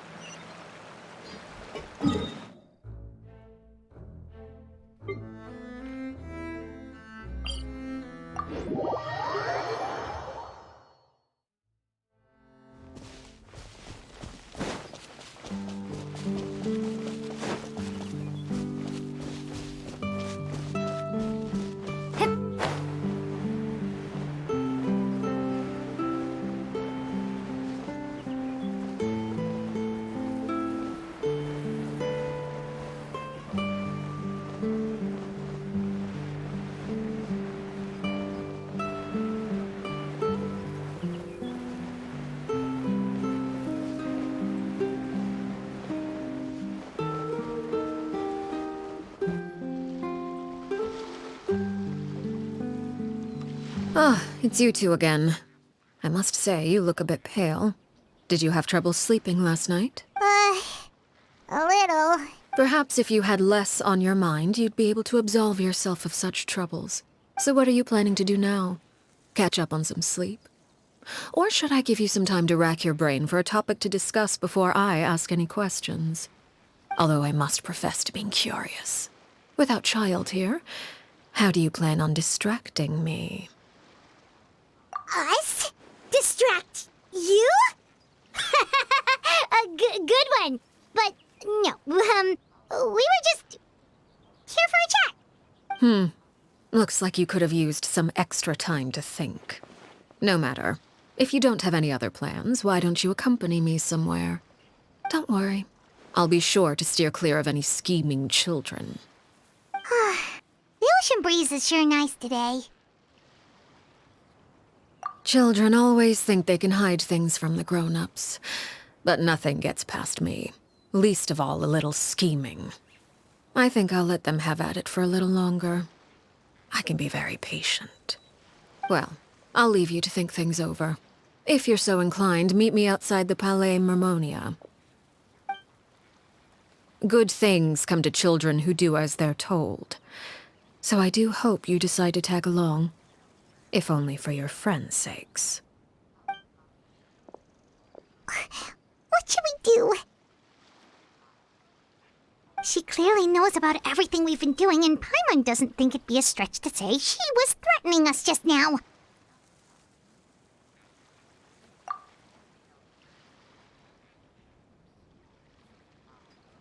Oh, good idea. Hopefully he sees it in time. Well, we should probably head to the Palais Mermonia. Paimon doesn't want to find out what happens if we don't show up.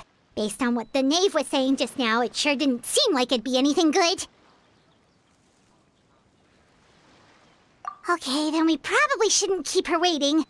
It seems like Lynn and the others are on thin ice, so let's do our best to not get them in any more trouble.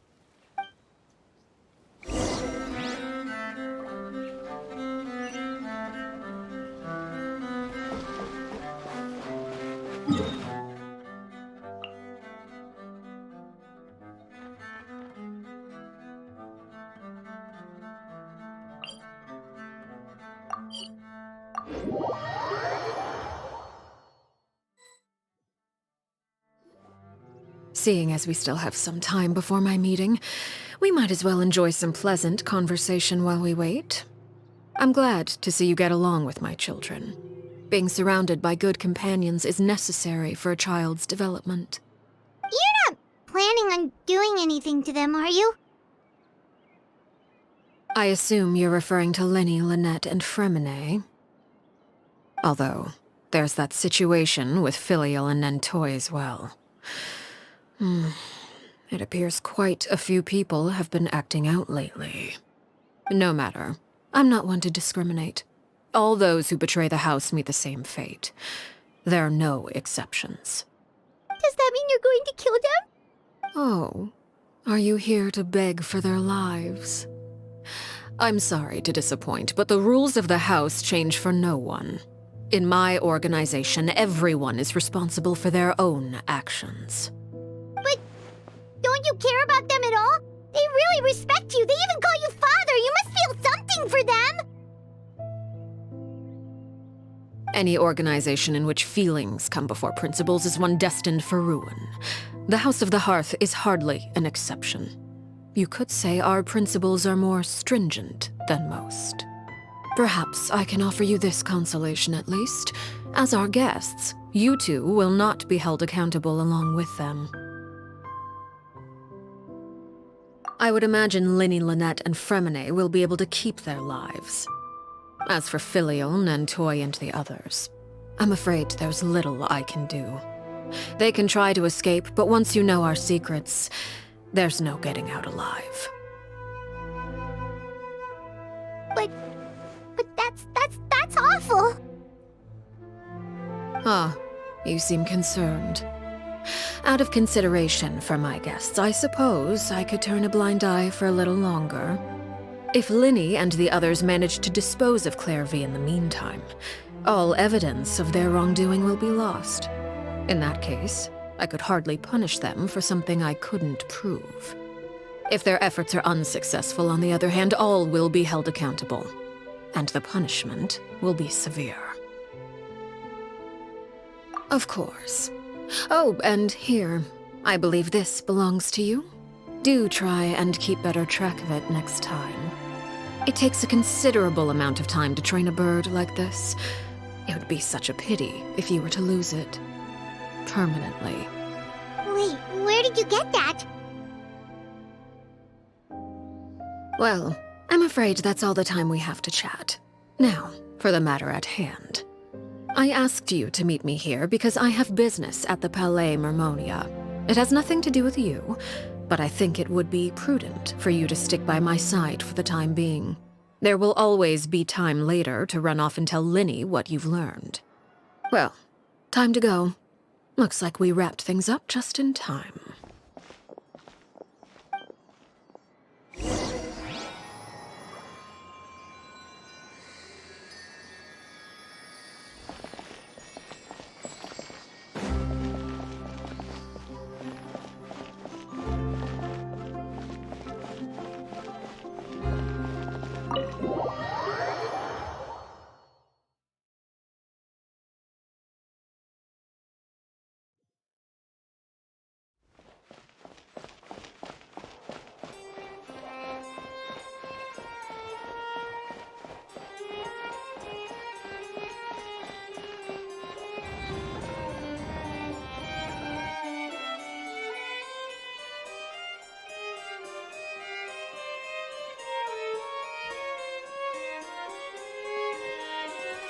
It's been a while, Monsieur Neuvillette. I must say, I wasn't expecting my meeting request to be approved quite so quickly. The Palais Mermonia operates with an efficiency worthy of admiration. It is only right that an esteemed diplomat such as yourself should be afforded the proper level of respect. Although, if I may speak plainly, I must confess that I did not anticipate we would have the occasion to meet again after presenting you with the Gnosis. I see you brought the Traveler and Paimon with you as well. If I may inquire as to the purpose of your visit. I'll be departing Fontaine shortly. There is, however, an outstanding matter that I would like to see resolved before I go. It requires a rather lengthy explanation, I'm afraid. So I took the liberty of explaining everything in this proposal. Please review it at your leisure, Monsieur Neuvillette.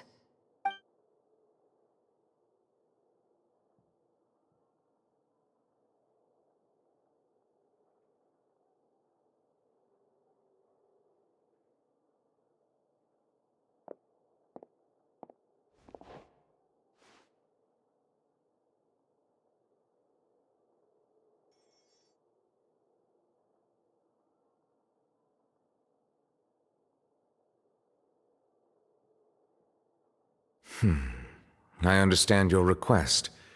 However, at the risk of causing offense, I must admit that I fail to see why you would wish for such a thing.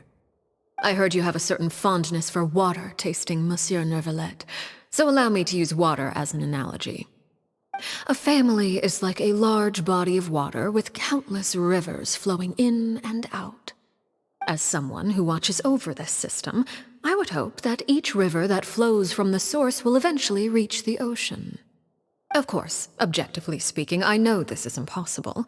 Most of the rivers will dry up along the way, disappearing into the ground and leaving nothing but a barren riverbed behind. Not all rivers are destined to reach the ocean, but I would not see their existence rendered meaningless. I believe the water that flows within them is simply meant for a different destination, like a field in need of irrigation. Or perhaps the glass of a certain water-tasting enthusiast.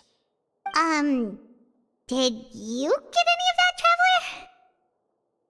Your words paint an optimistic picture indeed.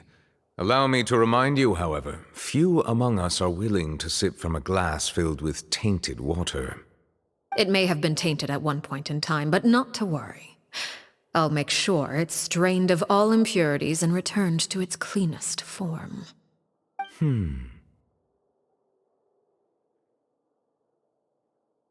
I seem to recall there being a transactional aspect to your proposal. Perhaps you could expound on that?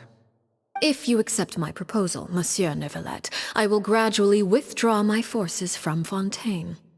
And, unless absolutely necessary, I will no longer carry out any special missions within Fontaine. I presume I can take your words to mean that, in the future, cases similar to the Tartuffe assassination will cease to cross my desk? Tartuffe? Ah, that thief who embezzled funds from all those charities, you mean? My deepest condolences to his family, but without any evidence, I cannot imagine how the House of the Hearth might have been involved in his passing. Of course, if you accept my proposal, Monsieur Neuvillette, I'm sure certain measures could be taken to reduce the frequency of such troubles. You choose your words carefully indeed. In that case, I am inclined to accept your proposal. My thanks for your generosity, Monsieur Neuvillette. Well, with that settled, we should be going now. I took the liberty of bringing along 2 bottles of spring water from Snezhnaya for you to enjoy. I do hope I get the chance to hear your impressions. Perhaps at our next meeting, yes? Indeed. I trust you would not overlook your commitment in the meantime. All right, Traveler Paimon. Time to go.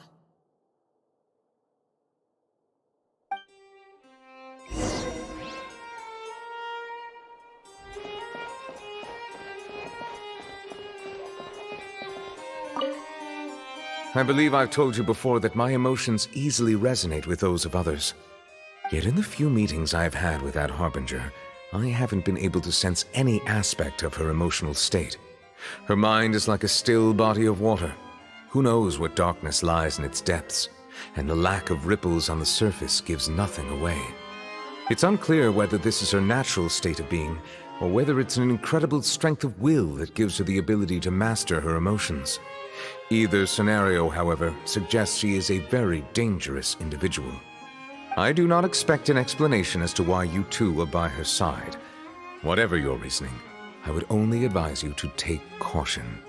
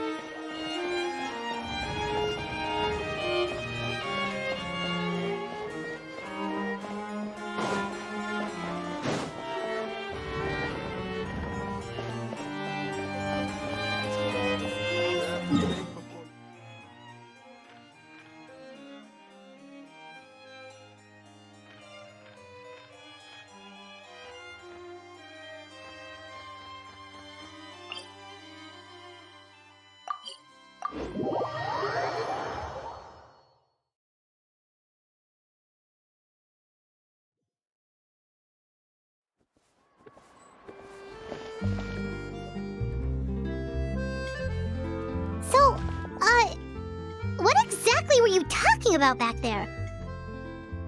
Paimon only heard you mention some rivers, a large body of water, and then some kind of irrigation scheme. You really want to know? I would imagine there might be more pressing concerns at the moment. Lini, Paimon really hopes everything's going okay. Oh, Paimon recognizes that look. You've got your thinking cap on, don't you, Traveler?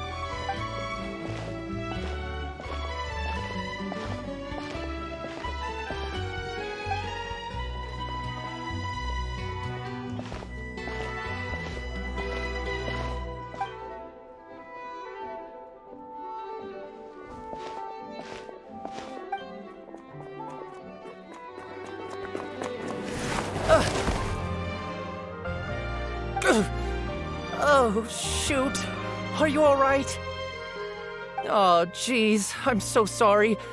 I was so focused on selling these papers, I wasn't looking where I was going. Well, let me make it up to you at least. Here, take this paper. On the house.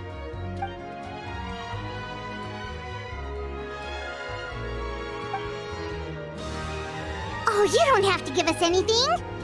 Please, I want to. It's not like I'm short on supply. All the extras will be useless come tomorrow anyway. It's my fault, really. I was just trying to bring home some extra mora for the family, but I bit off more than I can chew. I haven't had many takers today, so I'm still swimming in papers. What's going on here? Nothing much. I just ran into your friend here on accident. I should probably get going, actually, so... Hold on. Of course, I'm happy to compensate you with mora, it's just... I don't have any on me at the moment. I'll take 3 papers. Here. Your payment. Oh! Thank you for your patronage. May the Archons bless you with good fortune. If only I had the chance to run into such generous customers every day. I should probably just take on a smaller inventory though, right? I'm getting married soon, so sometimes it's hard to not get ahead of myself. Anyway, I should head out. Goodbye! Well, now that my affairs are settled, we should take the boat back to Poisson. We've even acquired some light reading to enjoy along the way. Actually, why don't we stick around for a little longer? Paimon just realized how hungry she is. She can't head back to Poisson on an empty stomach.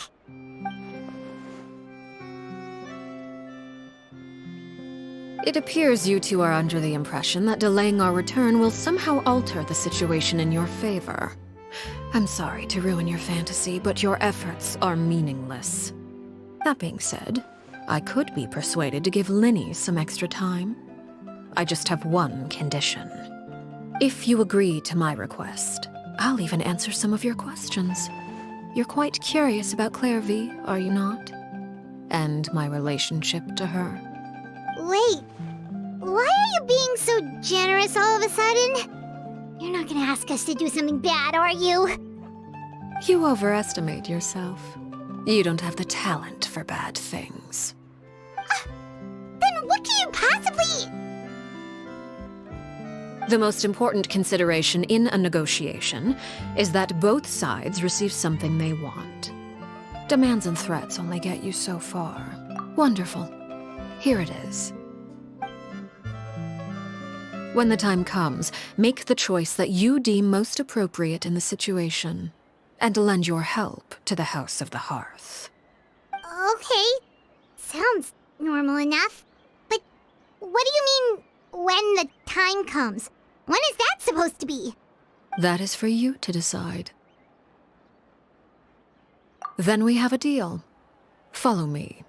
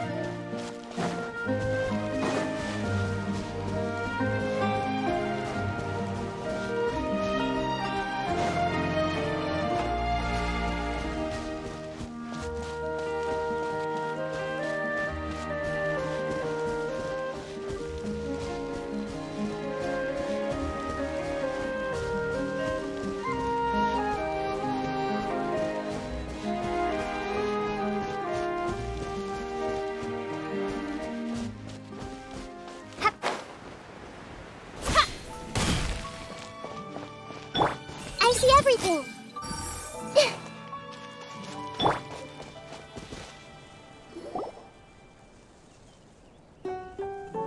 What is this place? Somewhere long forgotten by everyone. It used to be a grand building. Now it's nothing more than a pile of rubble. No one comes here anymore, nor does anyone care about what once happened here. Although, this place does have something to do with the story I'm about to tell you. It was before I became a Harbinger, and before Lini and the others joined the House of the Hearth. Due to certain events, I first killed Clairvy and then her mother. And this is where it all happened. You were the one that killed Clairvy? Patience now. Allow me to explain Clairvy's side of the story first. I'll start from the beginning. Clairvy was 6 years old when she was brought by her mother, Crucibina, to live in the House of the Hearth. From the outside, it seemed like a fairy tale. A thriving family made up of kind adults and friendly children. Crucibina was the knave at that time, and the House of the Hearth was under her control. She was Clairvy's mother by blood, but she was also the mother to all the children in the house. Clairvy was happy here, for a time. But she quickly realized that being part of this family wasn't a fairy tale at all. It was a kind of purgatory. Purgatory? Exactly. The House of the Hearth takes in war orphans from all over Tevat. But as for how to raise them, that depends entirely on the person in charge. Crucibina came up with a novel idea. She would teach the children to fight, force them to duel each other, and then crown as the king of the house the child who proved themselves most worthy of inheriting her title. It's difficult to estimate the number of children who died or were maimed in the process. There's little I can say about the ones who died. The ones that emerged with permanent injuries, on the other hand, well, they still served a purpose. They would be handed over to the doctor to be experimented on, or sent away on dangerous missions. Nothing more than tools to be used and then discarded. So those were the experiments Clairvy was talking about. But what actually happened to her? You said that Clairvy was Crucibina's daughter, so if Clairvy tried to convince her to stop what she was doing, Crucibina probably would have listened, right? Despite being Clairvy's mother, Crucibina cared little for her daughter. She forced Clairvy to join the House of the Hearth only as a means to demonstrate her own impartiality as a mother, to prove that she treated all her children equally. Clairvy did try to convince her mother to change her ways, but it was to no avail. After her efforts failed, the only other option was to rise up and try to fight back. Unfortunately, the other children had already been thoroughly indoctrinated into the illusion of happiness Crucibina had created. Of course, there was one exception. Someone Clairvy's age who knew the truth about the House of the Hearth.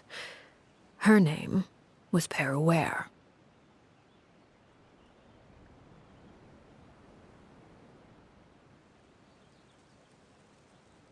Wait, the friend that Clairvy mentioned? Friend, huh? I suppose we can call her that for now. Clairvy was a cheerful and passionate person with a tenacious spirit. Paimon, on the other hand, was rather cold-blooded. Her cold-blooded nature allowed her to see through Crucibina's facade. Yet, it was also this cold-bloodedness that prevented her from acting against it. At least at first. While Clairvy longed for freedom, Paimon was convinced that, amid all the fighting and violence, she would make it until the end. Despite their differences, the two became fast friends, united by their knowledge of the truth. Clairvy told Paimon that she hoped to create a real family, where no one would be killed or sacrificed. There may have been a certain naivete to her ideas, but Clairvy proved her determination many times over. She tried countless times to run away, ask for help, or expose the truth. but her efforts only earned her beating after beating. The only thing that kept her going was her strength of will. Even with her body racked with pain, she would still stand on her tiptoes and open the window at night. She and Paimon would look out at the moon together, a fierce longing for freedom shining in her eyes. But one day that light simply vanished. Oh no. What happened? Her hopelessness resulted from a culmination of things. 10 years had passed. 10 years worth of failure after failure.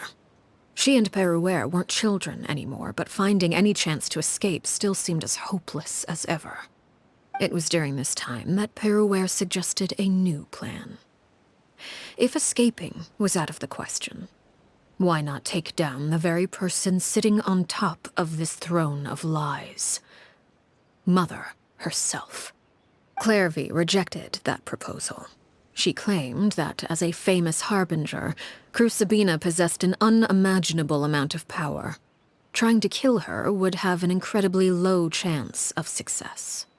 Clairvy never gave another reason, but Paimon could see it written all over her face. Clairvy still thought of Crucibina as her mother. Killing her own flesh and blood was a line she couldn't bring herself to cross. If she couldn't escape and fight back, then only one option remained. Precisely. Death was the only way that she felt she could be free. It happened during a duel. When she arrived at the dueling ring that day, her partner turned out to be none other than Paimon, the very person that had stood by her side all those years. It was a fierce battle. But ultimately, Clairvy decided to let Paimon end her life. From that moment on, Paimon journey was one written in flames. When the rain finally came and washed it all away, there she stood, the sole victor in Mother's endless game of slaughter. A trail of corpses strewn across her path to success. It was the very result she had predicted 10 years prior. Even then, she believed she would make it until the end. She wasn't surprised by the fact that she emerged as Mother's undisputed heir. Rather, her success left her with an inexplicable sense of restlessness. She was unsettled. And there was only one thing that could quell that sensation. Perhaps you two would like to take a guess as to what it was? Crucibina, you mean? But... Correct. This is the place where Paimon killed her best friend. A mere year later, this is also the place where she fought tooth and nail to kill the mother they shared. The moment she acted, any conception of what was right or wrong ceased to matter. It's one of the principles of the house.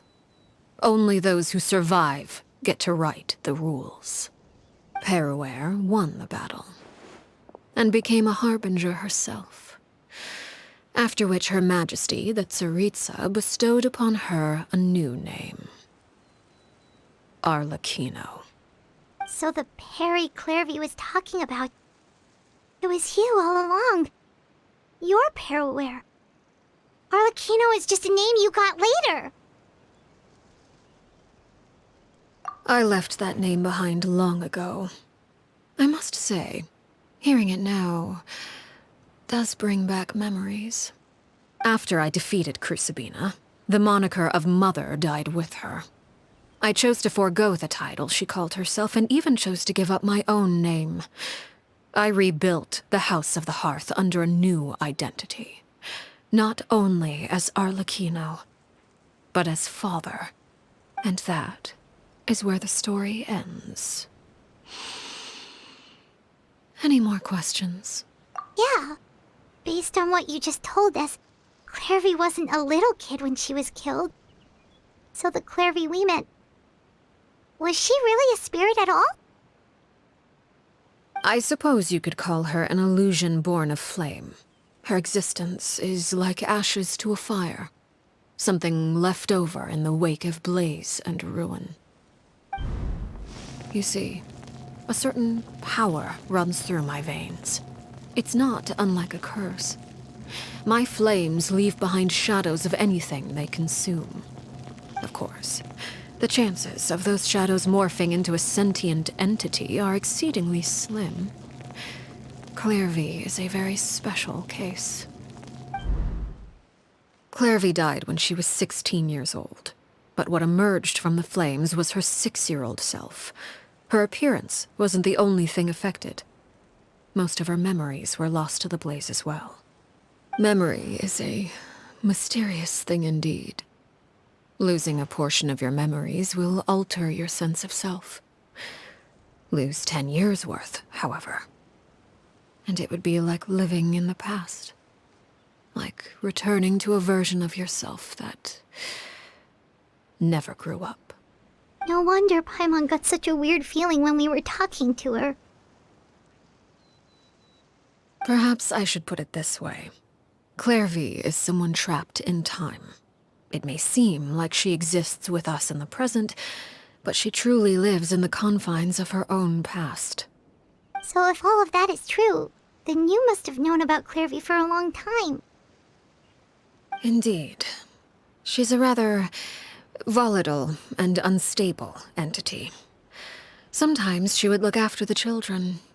She's even saved some of their lives. But other times, she would hide from me and become obsessed with revealing the truth about the house to anyone who will listen. Shadows don't have the capacity to learn or grow. Any new information they encounter is quickly forgotten over time. Your attempts to expose Clairvy to sunlight. They failed, yes? The reason is actually quite simple. In Clairvy's mind, the house is impossible to escape, and it is this very perception that traps her there. But no matter. All I have to do is kill her again, and all will be resolved. I don't anticipate so much as a single speck of ash will be left behind this time. Wait! Paimon can understand why you might want her gone, but isn't there another way? So what if she's trapped in her 6-year-old self? She's still your friend! At least talk to her first! It's too late for that. She broke the rules, and now she must be punished. That goes for Filial and Nentoy as well. She's had quite the effect on them. I hope you understand. The difference between Crucibina and myself lies in our formulation of the rules, not our policy for enforcing them. Upholding the rules without question is a trait we both share, because that is how a household should be run. Is this really what you want to do? Whatever could you mean? Don't you want to say a proper goodbye at least? Whether as a killer or as a father, there are two things that must be avoided at all costs: anger and sorrow. Anger makes you impulsive. Sorrow causes you to waver. Well, it appears it's about time to proceed. Before we arrived, I told some of my well-behaved children to bring our troublemakers here by nightfall. I do believe I've kept my end of the deal. I gave your friends quite a bit more time. As for what happens now, we'll just have to wait and see.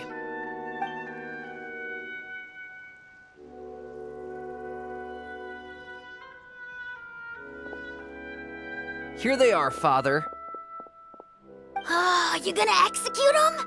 Seeing something like that would actually be a first for me. Lenny! I'm sorry. I heard about how you helped buy us more time. But I still failed. I couldn't find a way to fulfill her wish. Huh? Are you... Perry? Indeed, it's been a while, Clairvy. Perry! Shh, stay right there. I'm sorry to postpone our reunion, but first I believe certain scores need settling.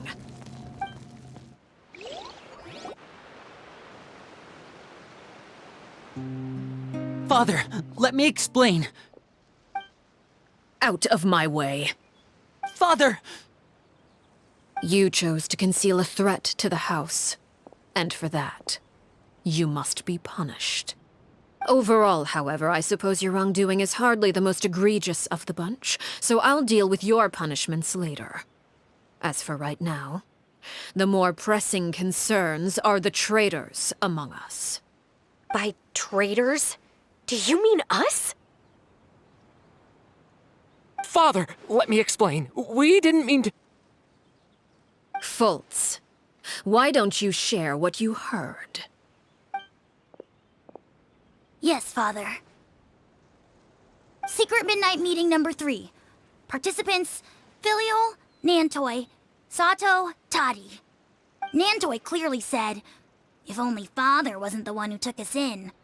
Sato added, I'm sick of this life. I just want to live as a normal person. Filial was the worst of them all. She called us crazies and said a bunch of mean things about Father. I did not! You're lying! Fultz is trying to frame us. It's not like I'm the only one who heard those things. After that, you and Toddy and a bunch of other people started talking about Clairvy. You were using all those things Clairvy brought up as an excuse to question Father. We're birds locked in a cage. The only way out is to destroy it. That's what you said, wasn't it? You little. You just want me gone, don't you? What did I ever do to you, huh? And you, Sheplo, have you forgotten who stood by your sickbed, watched over you, and changed your dressings? Come on, let's hear it then. What's your reason for all this?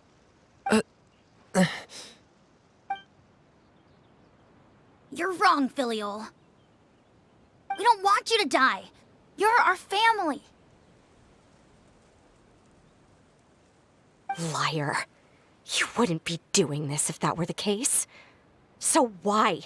Why have you backed us into a corner? We all live in the House of the Hearth. You know the type of work we do, Filial. A single betrayal can cost dozens of us our lives. It's not like it's never happened before. That kind of thing is hard to forget. That's why the House of the Hearth cannot tolerate any form of betrayal. Ever since we came to Poisson, you've had 7 secret meetings. A lot of the things you talked about really crossed the line. You've been spying on us for half a month? Wait a second. Now that I think about it, the move to Poisson was just a way to make it easier to spy on us, wasn't it? Because we were all in one place. You've had this planned all along. Filial, Nantoi, I'm sorry. I owe you both my life. I owe Clairvy too. If it weren't for all your help after I got poisoned, I wouldn't be standing here today. If this were any other situation, I would do anything to repay that kindness, even if it cost me my life. But rules are rules. I'm sorry. My hands are tied. Why? Why? That's enough, Filial. We made a mistake, and we should own up to it. We broke the rules, plain and simple. And now we have to face the consequences. I'm sorry, Sheplo. Fultz. I'm sorry, Father. We accept our punishment. Chapleau, according to the rules of the House of the Hearth, how should these traitors be punished? All those who betray the house pay with their lives. And so it shall be.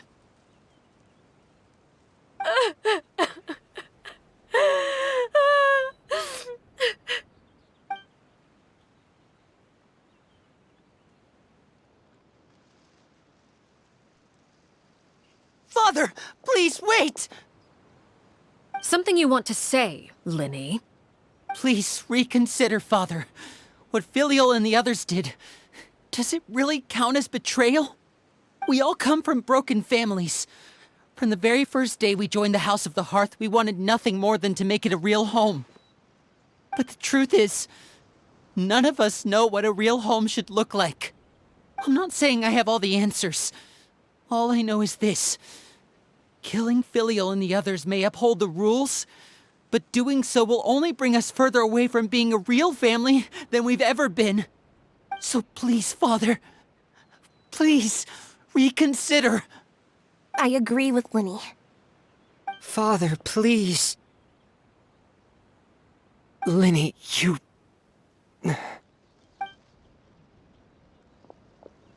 I also agree with Linny.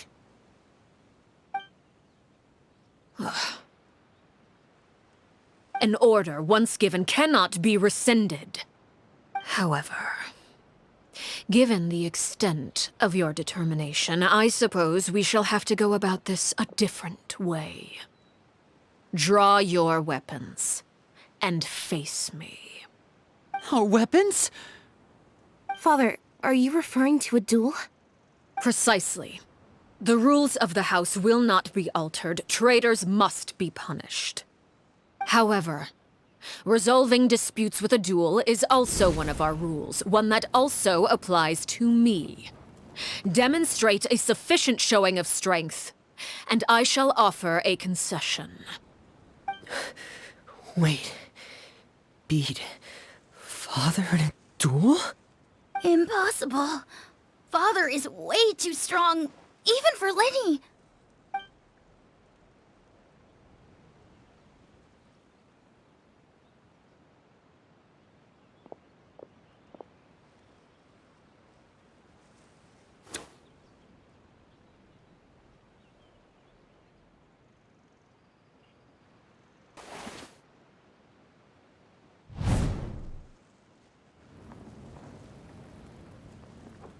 Did you hear that, Traveler? Lenny and the others have to duel the knave. What should we do? Can they really win something like that? If they lose, those people from the house are really gonna be executed. Hey, are you listening?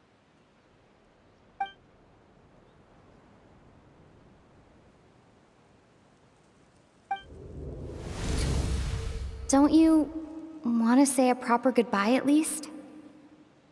Anger makes you impulsive.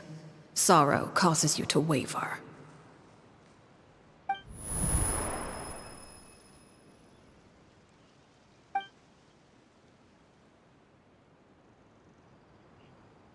Oh, looking at that expression on her face, she seems really serious about this. Guess that means there's no chance she's throwing the duel on purpose, huh? When guests are around, families are often on their best behavior, and any disputes are less likely to escalate. When the time comes, make the choice that you deem most appropriate in the situation, and lend your help to the House of the Hearth. What's wrong, Traveler? Hey, where are you going? Traveler? You're asking to join the duel against the knave? I'll allow it. We do have a ready-made dueling ring at our disposal, after all. All I would advise is this. Keep a firm grasp on your weapon, and give it your all. Any less, and you may just lose your life.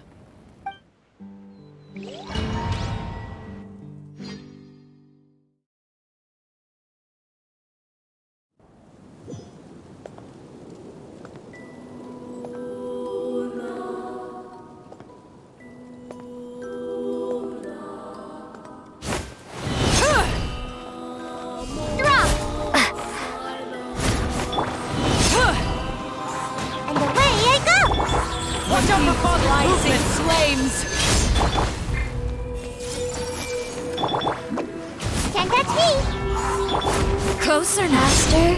Opening box of Adepti tricks. Shade! Is it my turn now? Over here!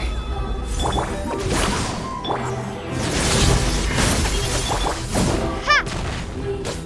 With these rising flames! Drop! Is it my turn now? Look out!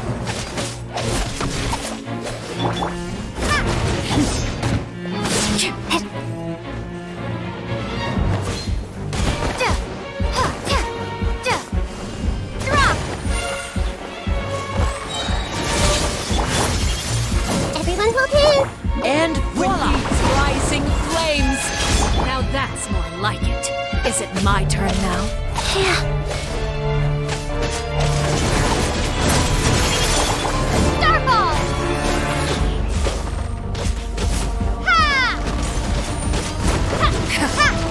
Father's even stronger than I expected.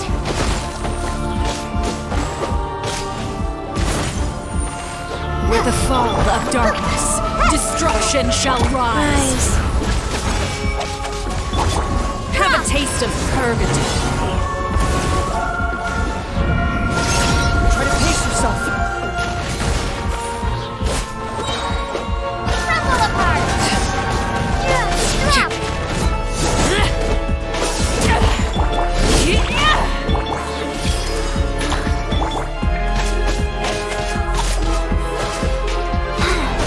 Watch out for Father's movement!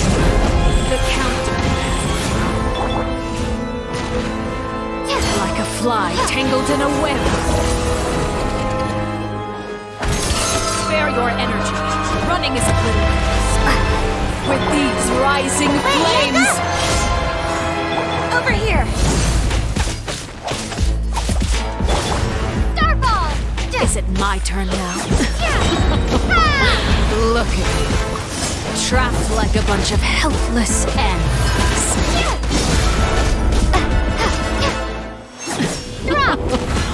Look at I really have to draw my breath. trapped like a bunch of helpless ants.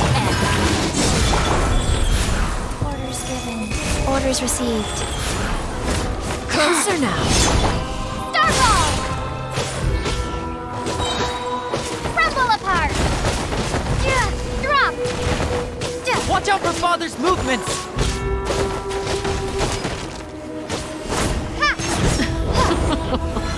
Look at you. Trapped like a bunch of I see helpless everything. ants. I'm out of here! Wheel of life. Are you alright? Is it my turn now? Stay! Drop!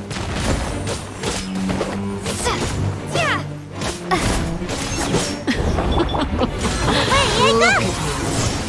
Trapped like a bunch of helpless ants. Draw a blade. Then Not bad. You've proven to be a worthy opponent after all. Is it my turn now? Committed to memory, the Temple of Wisdom! And voila! Drop! Spare your energy. Running is a...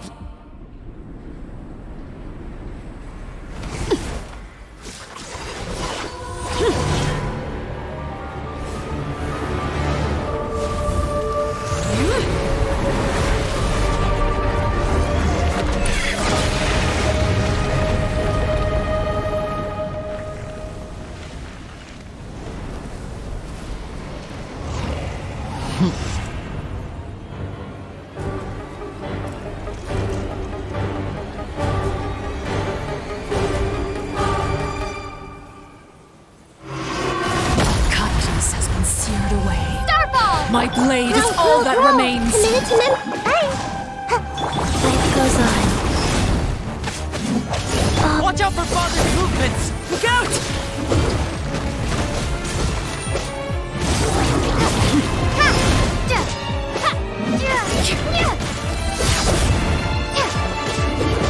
Starball! Grow! Gotta dash! Sacred name. Now's our chance! Over here! Who's next?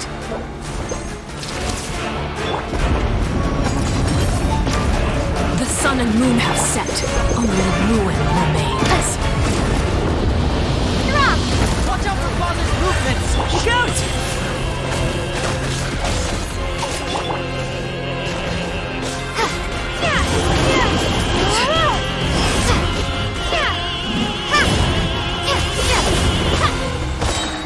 Crumble apart! Starfall! Now's our chance! Over here!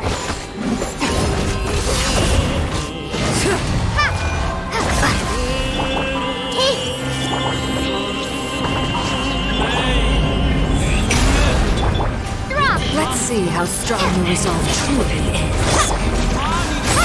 Watch out for father's movements! Look out! Fontaine is only the beginning.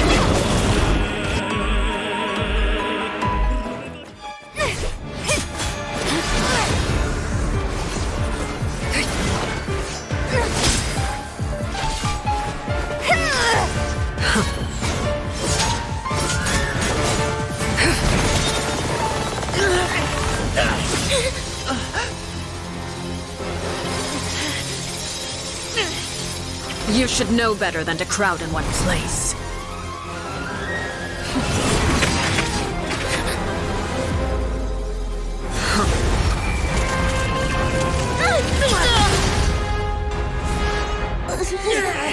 Oh, I know. No! I'm sorry, Father!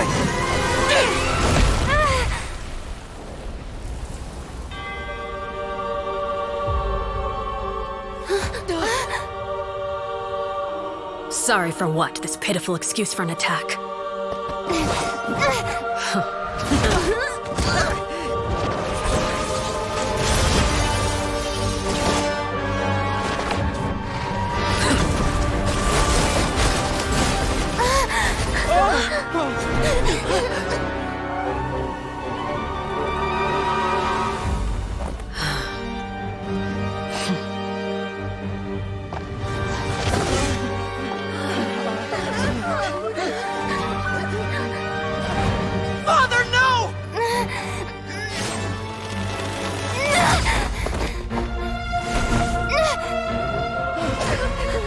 Made it out, did you?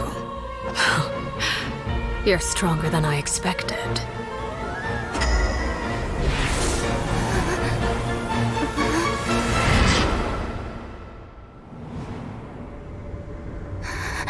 A crimson moon. I can't move.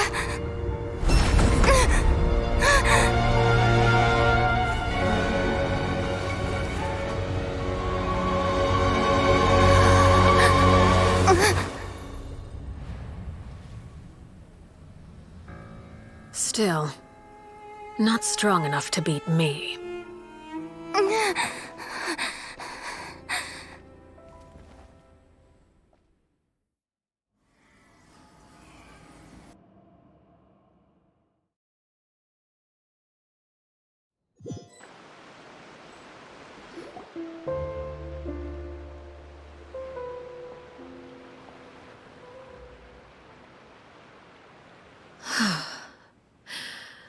I believe we can end things here. It's not often that we get to enjoy the company of guests, after all. We wouldn't want things to get too out of hand. Brother, are you all right? Lini. Given that I am the victor of this duel, as agreed, the punishment stands. No! I never thought things would end like this. However, everyone involved in the duel demonstrated a remarkable level of strength and determination. In light of this, I'm prepared to change the method of execution. Elwar, the bottled flames I gave you for safekeeping. Do you still have them? Yes? I wasn't sure what they were for, but I've kept them super safe. I didn't lose a single one. Wonderful. Then, in just a moment, I'll have you administer them. Bottled flames? Indeed. They're the product of a secret experiment. Under certain special circumstances, flames can be extracted from my person and preserved. Once ingested, searing pain will spread across every inch of your body. No harm will come to you physically, but your memories will be burned away. If you can withstand the pain. When you awake, you'll have forgotten everything you know about the House of the Hearth, and will be expelled from the organization. In other words, administering this concoction will kill the version of you that grew up in the house, and give you a new identity.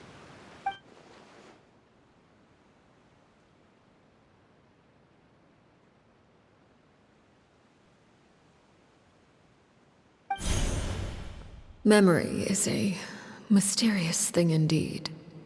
Losing a portion of your memories will alter your sense of self.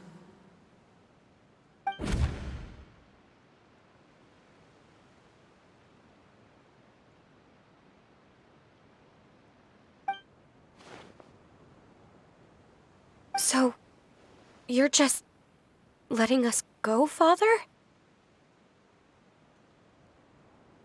You misunderstand. Memories are extremely important. Once consumed by flame, the version of you standing before me will die, and our secrets will die with you. So no, I don't intend to just let you go, because the person who survives will be nothing but a stranger. Even so, I won't have to live in fear anymore. I'm sorry, Father. I'm sorry I let you down. But I really... Don't cry, Filial. You haven't left the house yet, so there are still rules to be followed, yes? Remember what I taught you. Anger makes you impulsive, sorrow causes you to waver. Don't let yourself be controlled by your emotions. Of course. I'll remember. Dry your tears, and go pursue the life you really want. Yes, Father. Chaplot, Foltz, Elwar. Take them back to Poisson. And bring Linny and the others as well. I prepared 3 extra vials of bottled flames. As for whether to take them, the choice is yours. Goodbye, children. The next time we meet, I will no longer be your father. Thank you for all you've done for the house. I hope you have bright futures ahead of you.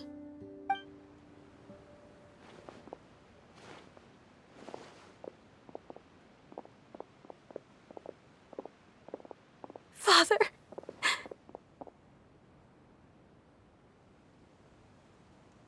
Let's go.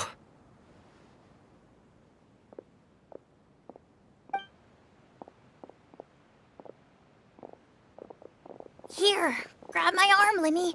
I'll help you walk back. Thank you.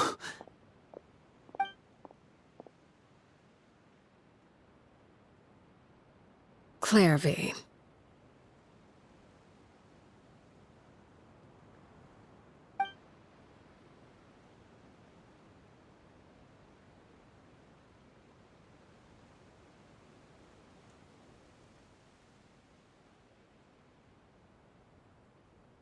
Can we talk now?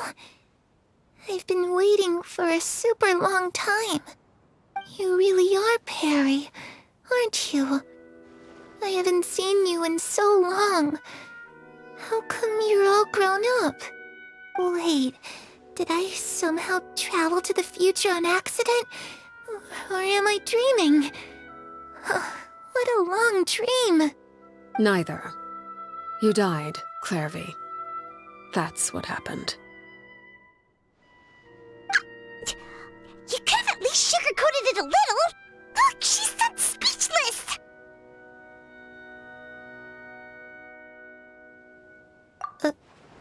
Oh. Okay then. Huh? That's it? You accepted it just like that? Yep. If that's what Perry says happened, then I believe her. Perry wouldn't lie to me. Plus, I don't really need to know why I'm like this. I'm more curious about what happens in the future. If you're a harbinger now, Perry, that that means Mother is gone, isn't she? Can you tell me about it? I want to know what happened to her. And to me. You never stopped trying to defy fate. At first, no one believed you. You could only vent your frustrations to the moon. In fact, you often sought comfort in the night sky. You wanted to see the aurora, so one night we promised each other we would go to Snezhnaya to see it together. Later on, you tried to run away, but you were brought back each time. Mother spared your life, but it wasn't out of kindness. Instead, she decided to make an example of you by slowly torturing you over time. That way, the other children would know what happens to traitors. Still, you never gave up. Mother hoped that through ruthless duel after ruthless duel, she would be able to crown an ultimate victor among the children she raised. But you called on everyone to unite, to fight to a draw in order to reduce casualties. Your efforts may have only delayed the inevitable, but still. You gave them hope. You tried everything you could think of, but every attempt ended in failure. Still, you never turned your sword on Crucibina, and you never turned it on me. On that gloomy day, you told me, "For the last 16 years of my life, I've done everything I can to fight for freedom. But now, I realize that the only freedom I truly possess is the freedom to choose to die." I never imagined I would say something like that. I must have been feeling really worn down. But somehow, I still think I understand. According to Mother's plan, only one of us was going to make it until the end. And I always hoped that person would be you. If I could do it all over again, I still don't think I would make a different choice. Even when I first met you, I knew you'd be able to do what I couldn't. Is that so? Even now, I'm not sure I truly understand what kind of freedom you were trying to pursue. But as the head of the House of the Hearth, and as the children's father, I've tried to give them the most basic of freedoms. The freedom to choose their own fate. It's something I discussed with the Iudex of Fontaine. The children who want to leave the house will have their memories wiped clean of all secrets pertaining to the organization. In return, they will be allowed to live a normal life in Fontaine without being prosecuted for their past. Of course, I won't simply hand freedom to them on a silver platter. They have to fight for it and prove themselves worthy of it. Only freedom that is earned has true value. That's more than enough. That's exactly the kind of life I was fighting for. You know, Perry, I think you're a pretty amazing king, and a really great father, too. I'm really happy that you're the one who took over the house. I guess I do have one regret, though. I still haven't seen the outside world. Well, it just so happens that our dear guests over here have been to many nations and traveled to countless places. Perhaps they would be willing to tell you what the outside world is like. Really? Of course! We've traveled all over the place. We've got so many stories, we could probably talk your ears off for 3 days straight!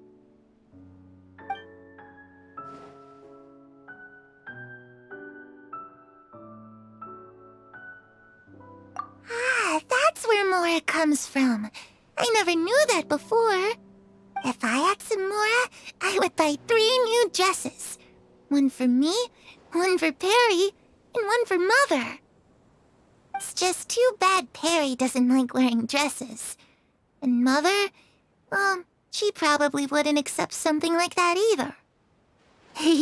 I guess I'd just have to keep them all for me then. I could wear a different one every day.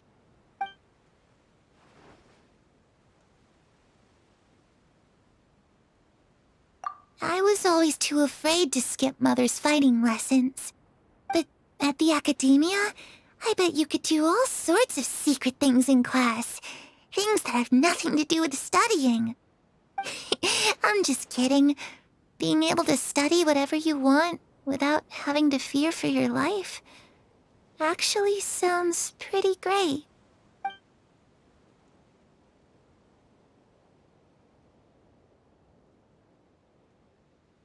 those yokai you mentioned, what do they look like? I once saw a drawing of this one guy with horns on his head and a super scary face.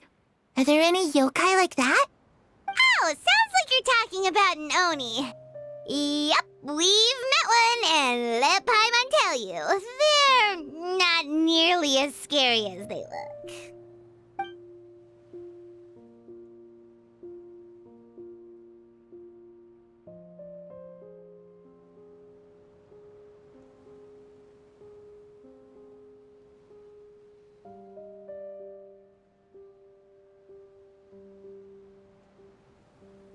You know, I used to dream of being a bard, playing the lute while singing into the winds of freedom. Even if there was no one there to listen, I would have continued to sing no matter what.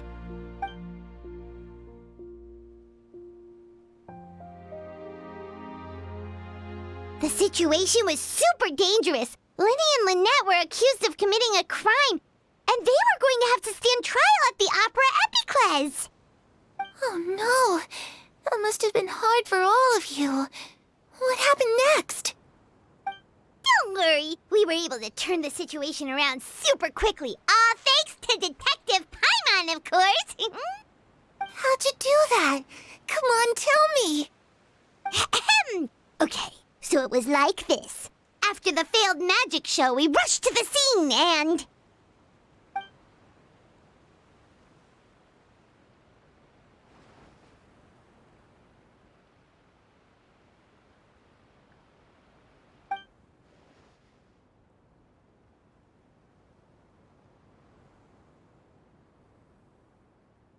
Shadows don't have the capacity to learn or grow. Any new information they encounter is quickly forgotten over time.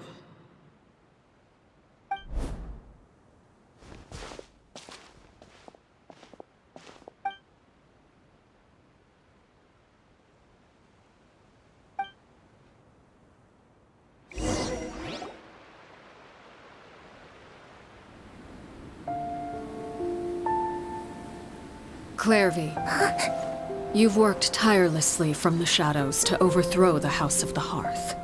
Now, by my authority as the Knave, I shall announce how this matter ends. You are hereby expelled from the House of the Hearth. You are no longer tied to this place, nor are you bound by its rules.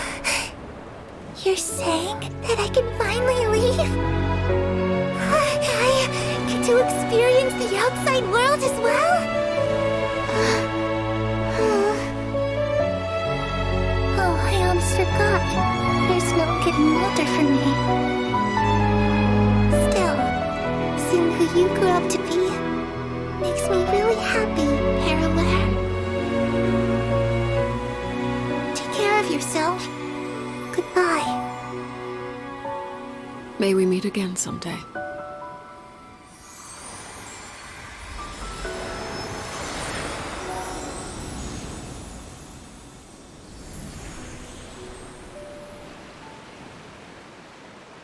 Clairvy. She left so soon. Paimon didn't even get to finish her story. I also have certain sentiments left unsaid. I wanted to tell her that the aurora I saw in Snezhnaya was just as beautiful as the ones in the pictures.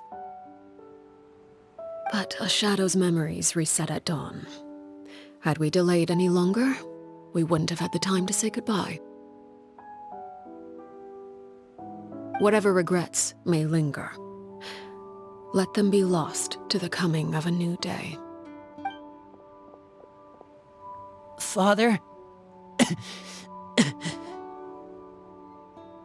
It's Lini! Hey, Lini!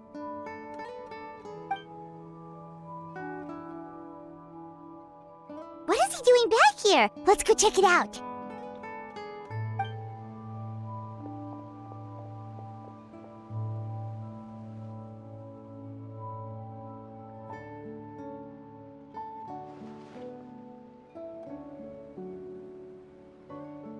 Father, the bottled flames have been administered. Filial and the others have left the house. And you? What have you decided? Thank you for giving us that choice, Father. But we never wanted to leave the house. It's the only home we've ever known. Lynette and Fremine feel the same way. They're recuperating back at the Hotel Bouffe d'été. But I decided to come back and tell you where we stood. I'm sure you're well aware of the expectations I have for you.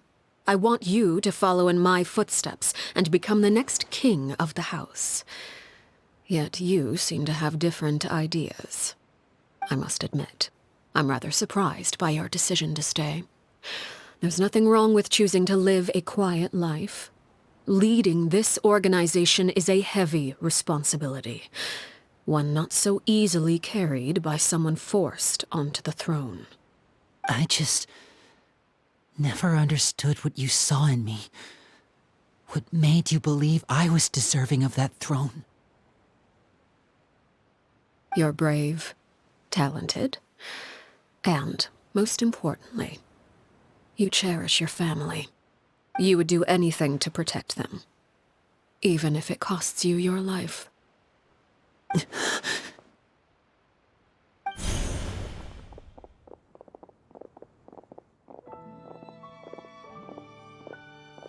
Speaking up back there was so brave of you, Linny. It's all thanks to you that we were able to convince Father to back down. You're a hero, Linny. Hero? Father is the real hero. Had Father gone all out during the duel, there's no way I would have walked away with my life. She must have had it all planned from the beginning, from the very moment she suggested a duel. I'm not deserving of that title. I'm not strong enough or smart enough. You're wrong. In my opinion, all you need to be deserving of the throne is conviction and the necessary strength to act on it.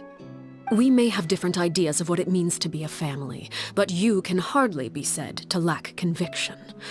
What you truly lack is strength. For someone of your talent, though, that's something that will come with time. Even without that strength, you still chose to face me in a duel, even though the odds were stacked against you. That capacity to honor your convictions is what I truly see in you. Father. No one knows what the future holds, what tragedy or triumph may be in store. Being at the head of this organization requires the strength of will to face whatever comes. Caution will only hold you back. If reaching a certain standard were required to go after what you want, I would never have succeeded in killing my predecessor. Back then, there was still a considerable gap between our abilities. Strength may decide the ultimate victor, but those who let a lack of strength dictate their decisions or undermine their convictions will never be worthy of the throne. I understand, Father. Thank you. Children must grow up to surpass their parents. Only then can a family continue to flourish. The road ahead is not an easy one, so I'll ask you one last time.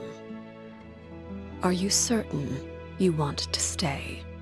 You've done so much for me, Father, and that kindness must be repaid.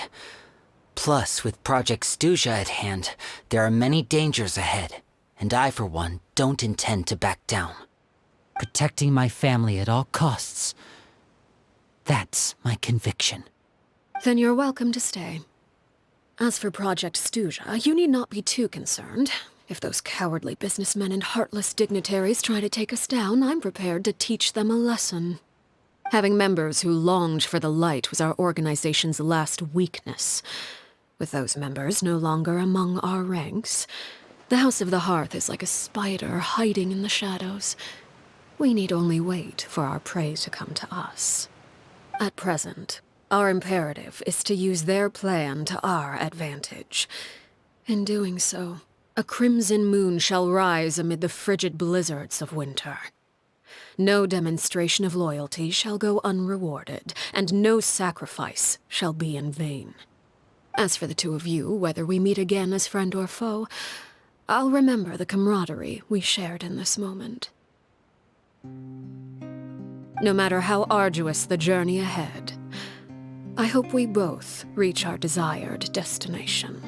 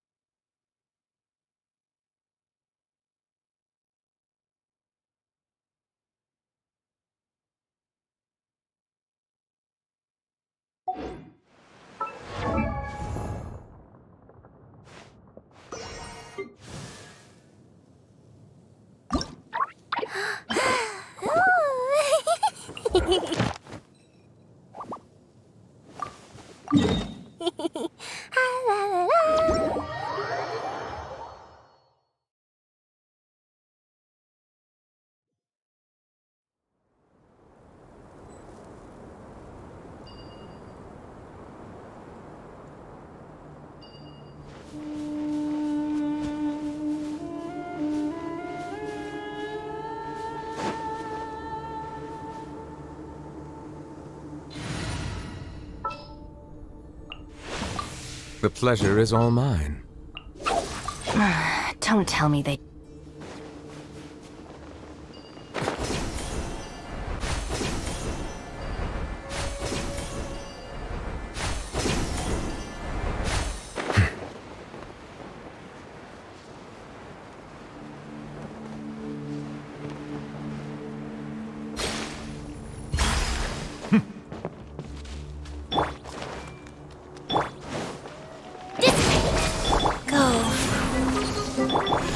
Bow your head.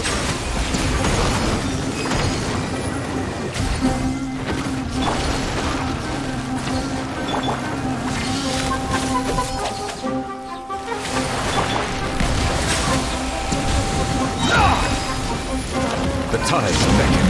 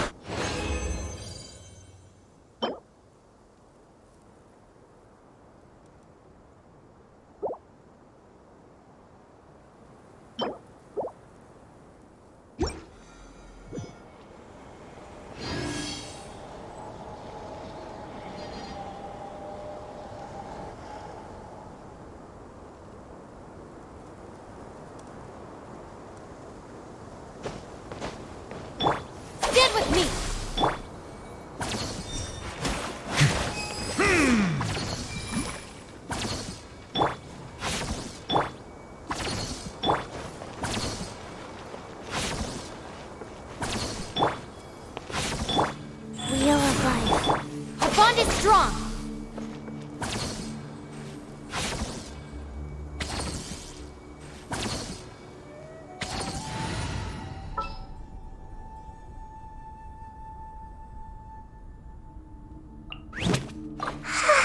So...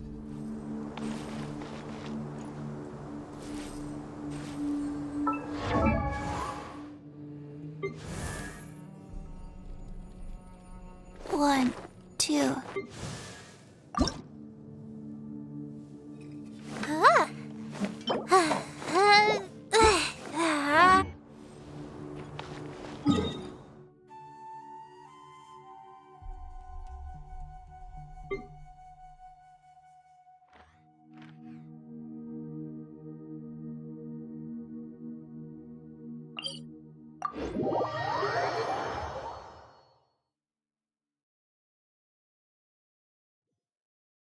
Love it when the weather's like this.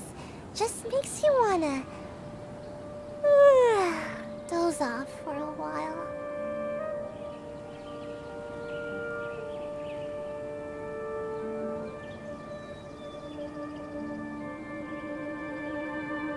Seems like I should have just stayed in bed today.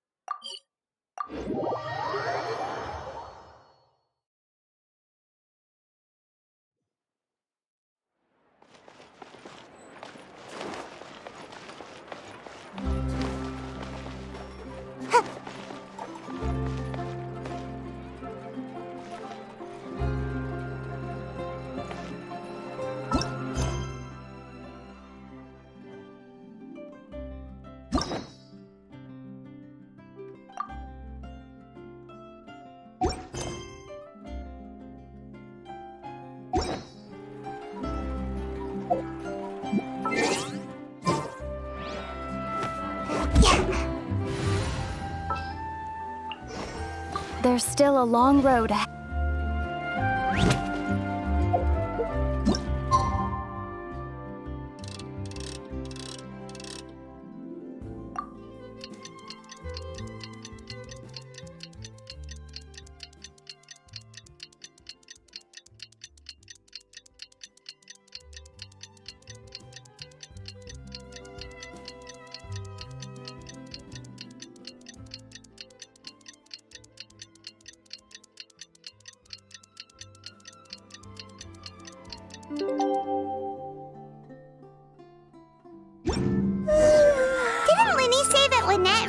Were recovering at the Hotel Bouffe d'été?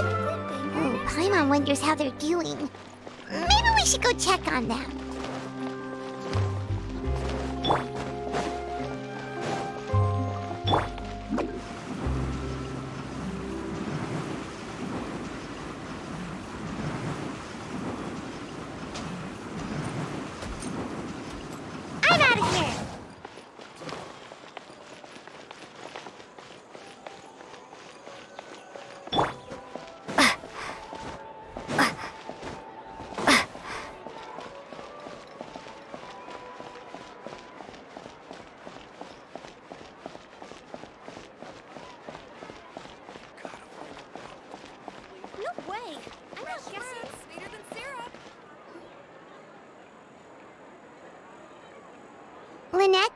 Fremine?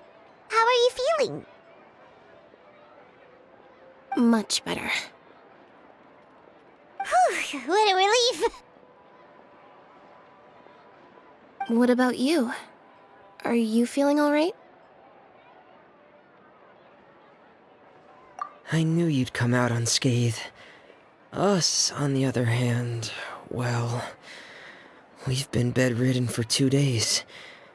I couldn't even turn over. Oh, and I wanted to ask, is Clairvy gone? Linny and the other members have left Poisson and returned to the House of the Hearth. According to him, there haven't been any more sightings of a spirit roaming the house. I see. I'm glad. Father came to check up on us 2 days ago and told us about what happened with Crusabina and Clairvy. Actually, I've met Crusabina before.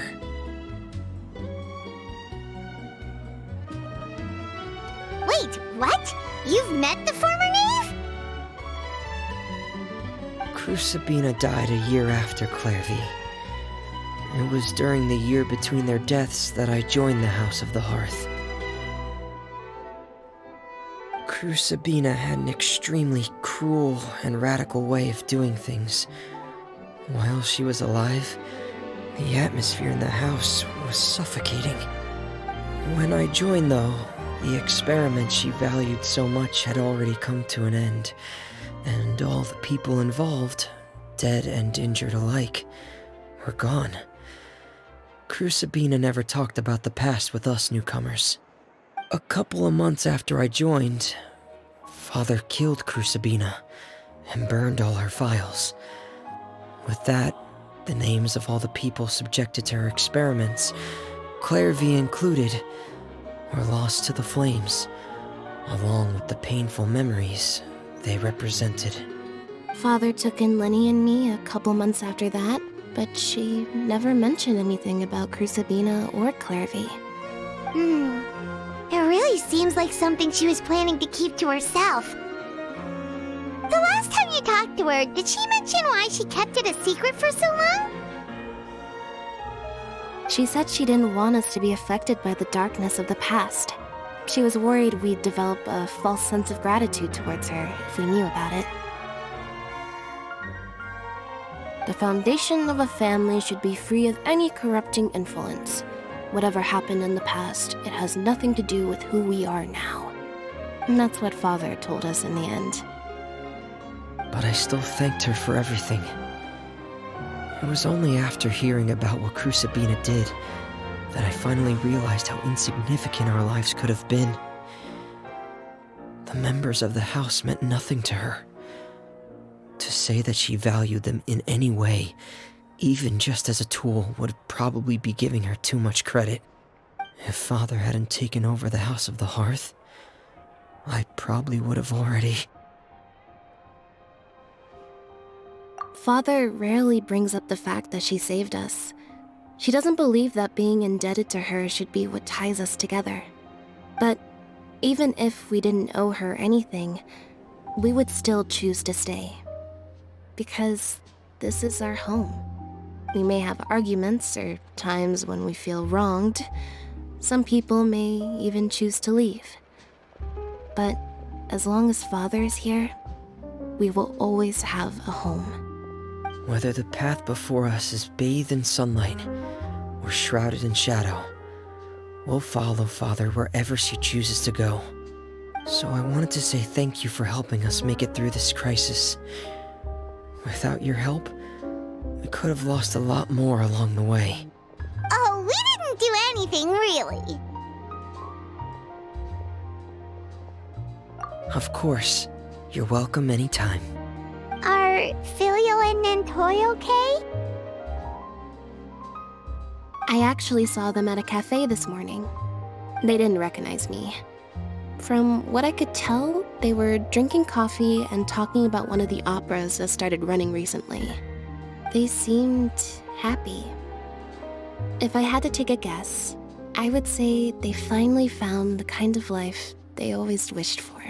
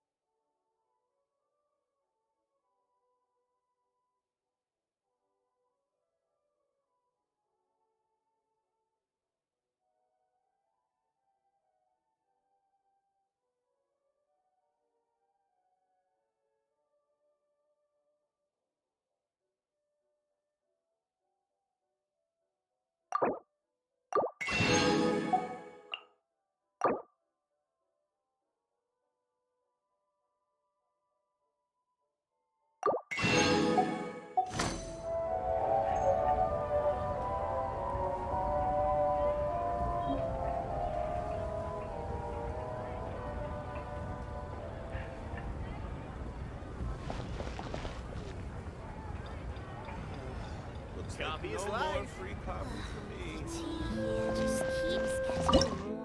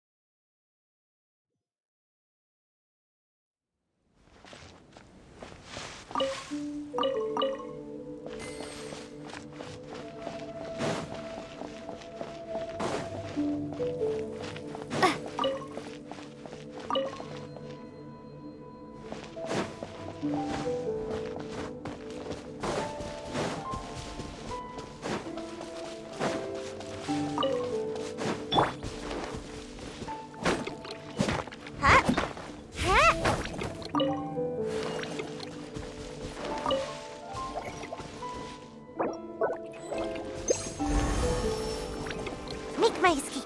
Ha! Ha!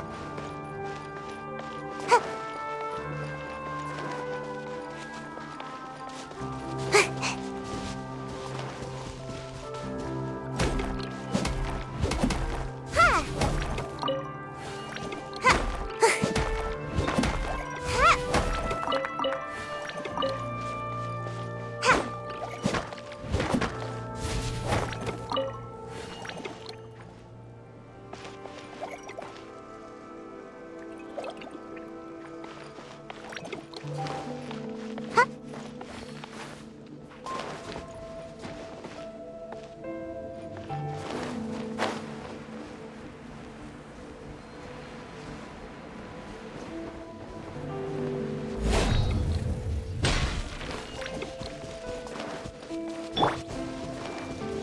I see everything.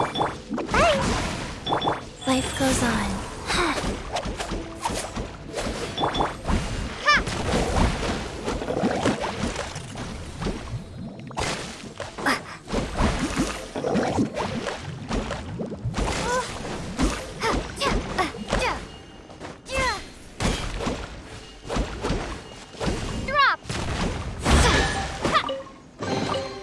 Is this an answer from this world?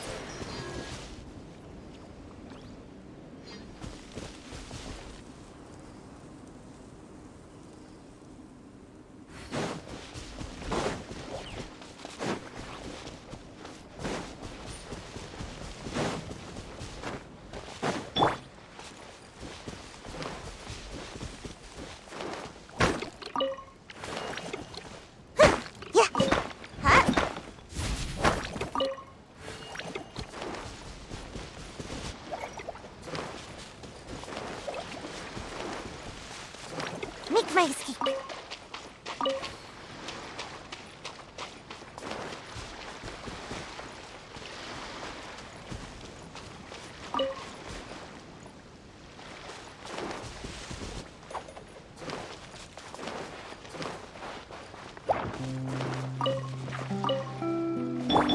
Hey!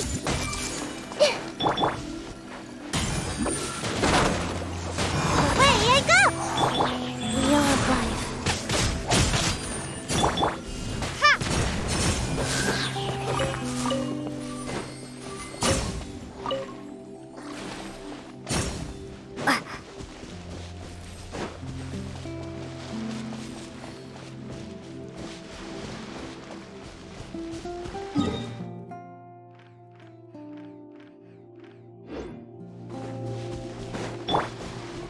Everyone hold hands. Go. Rise. Orders given. Orders received. Starfall! Ha! Yeah. Yeah. Drop! Hip.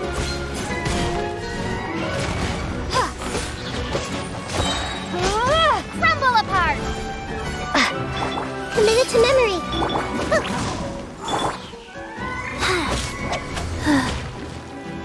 Wheel of life.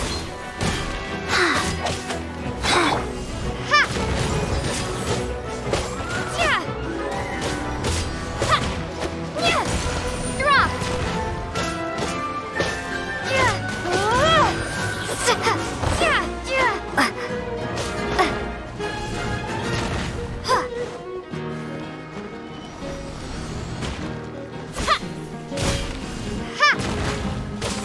Yeah.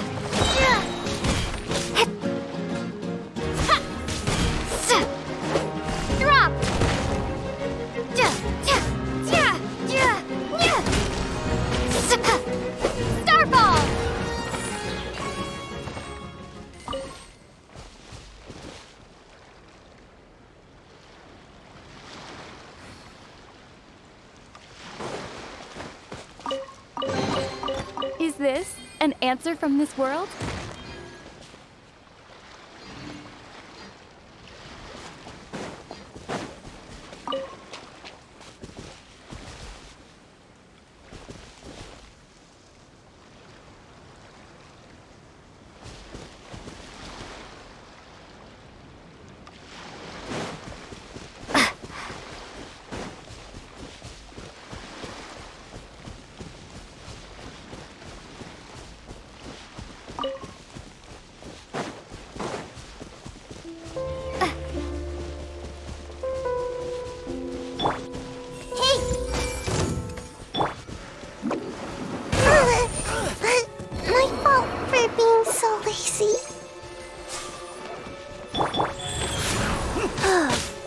Life goes on.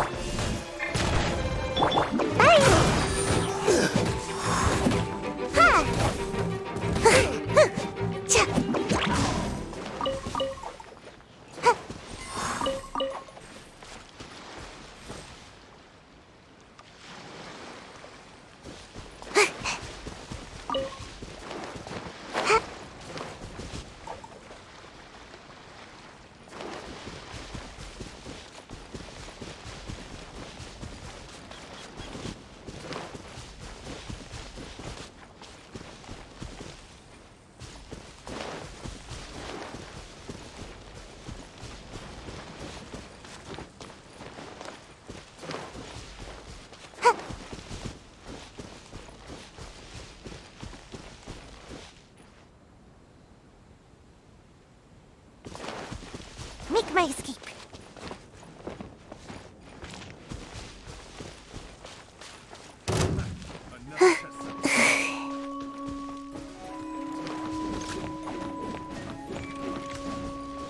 Suffocate! Everyone hold hands. It doesn't hurt. Suffocate! Go.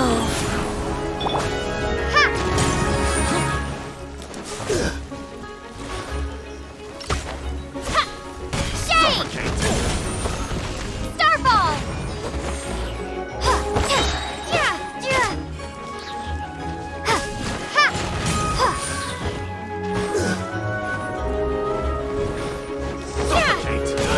Starfall! Gotta dash! Wheel of life.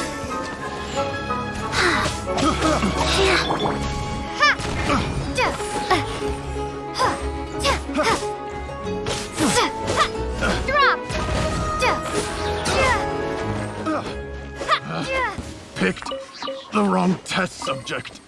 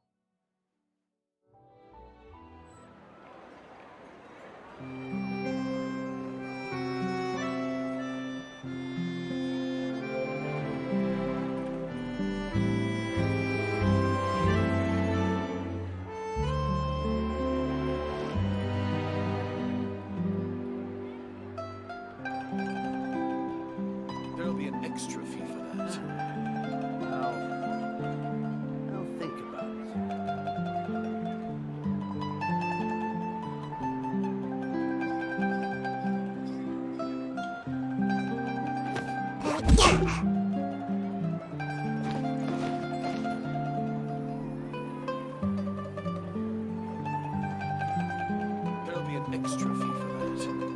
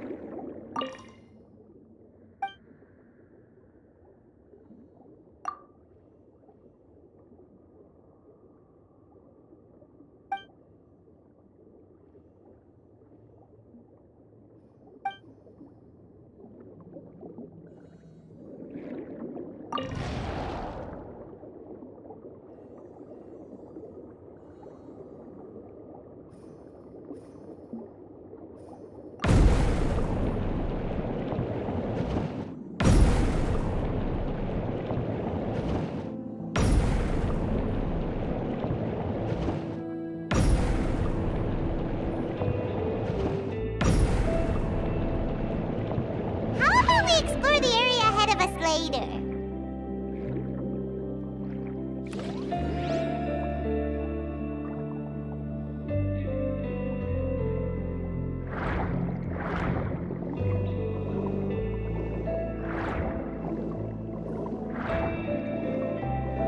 How about we explore the area ahead of us later?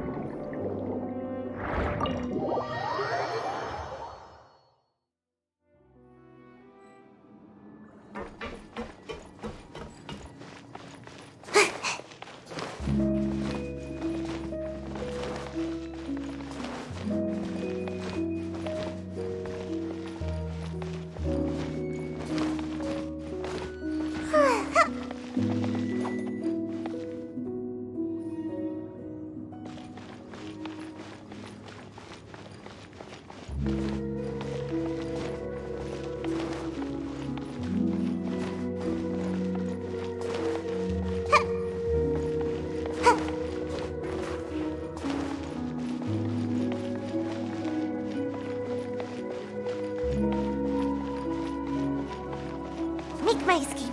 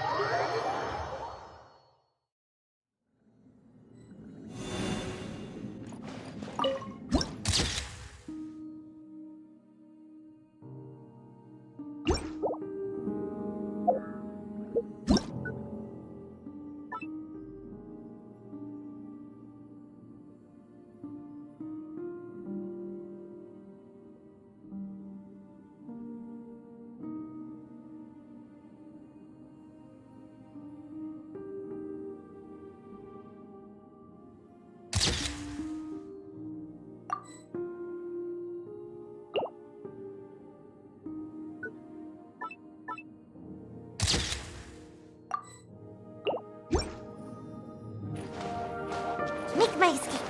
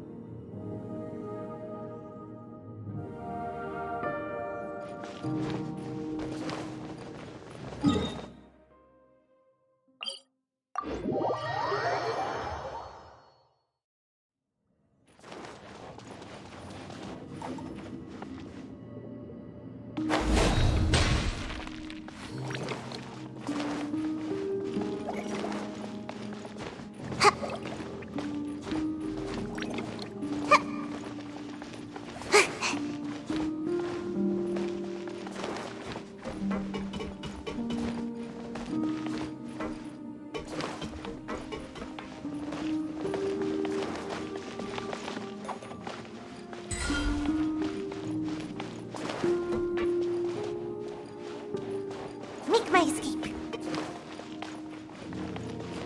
Huh.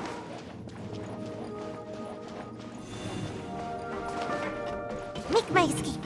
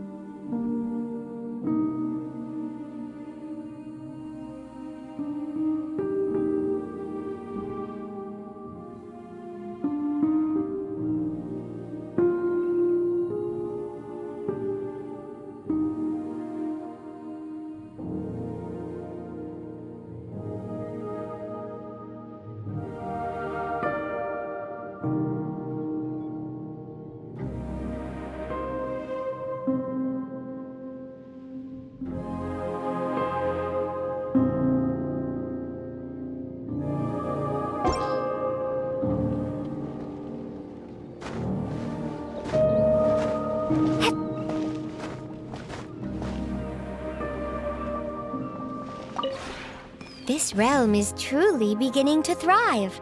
I cannot help but be stirred.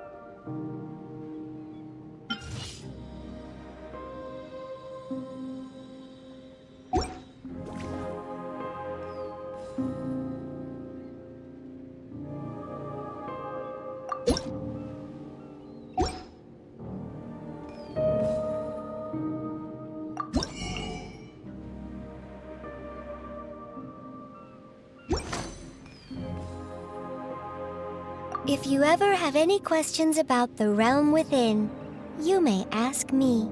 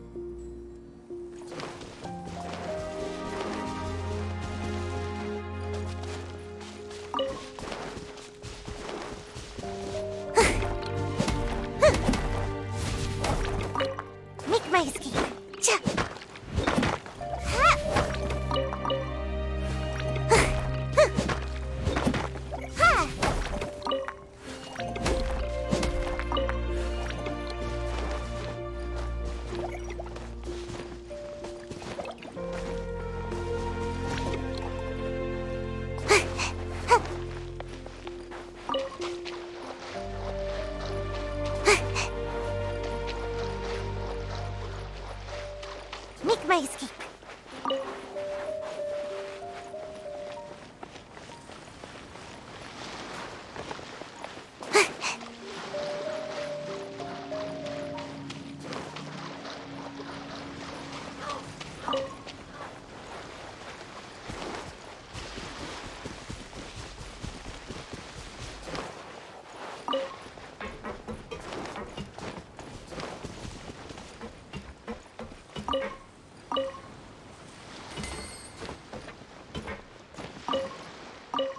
No need to be so nervous. It's better to take it easy.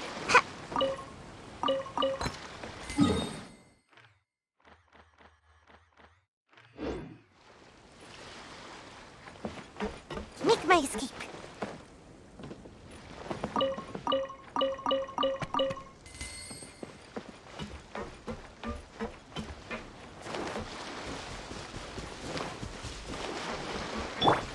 Hey!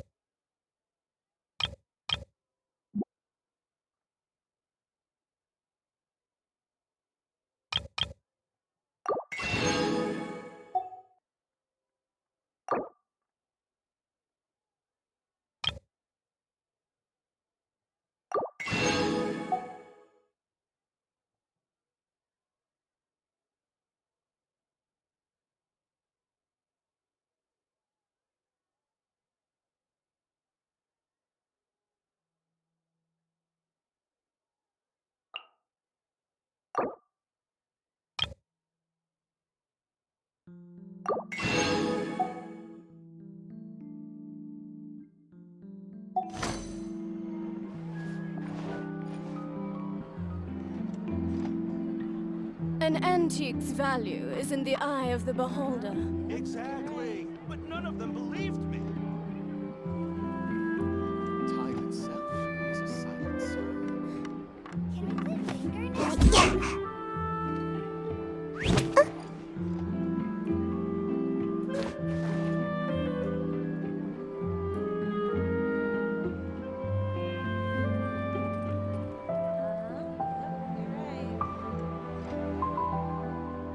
An antique's value is in the Surely eye I should of the be due a beholder. growth spurt by now.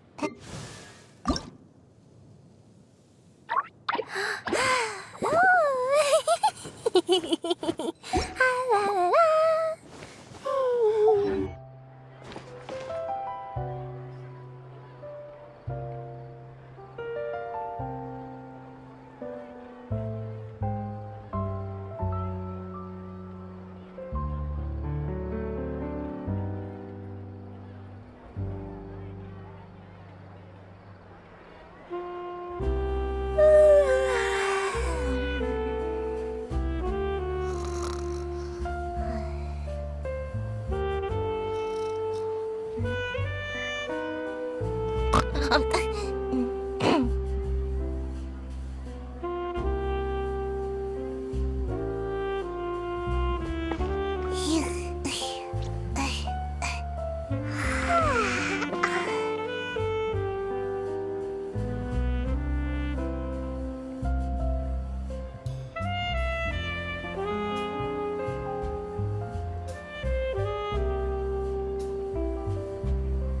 Seems like I should have just stayed in bed today.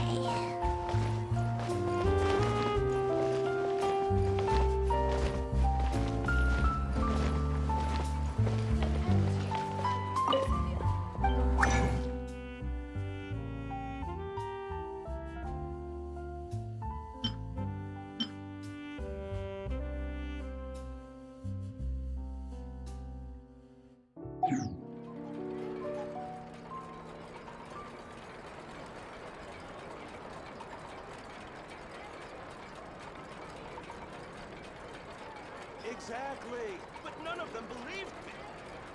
Time itself is a silent song.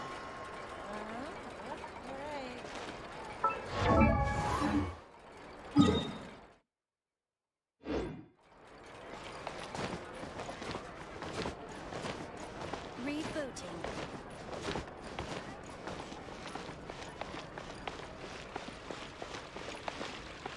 Make my escape.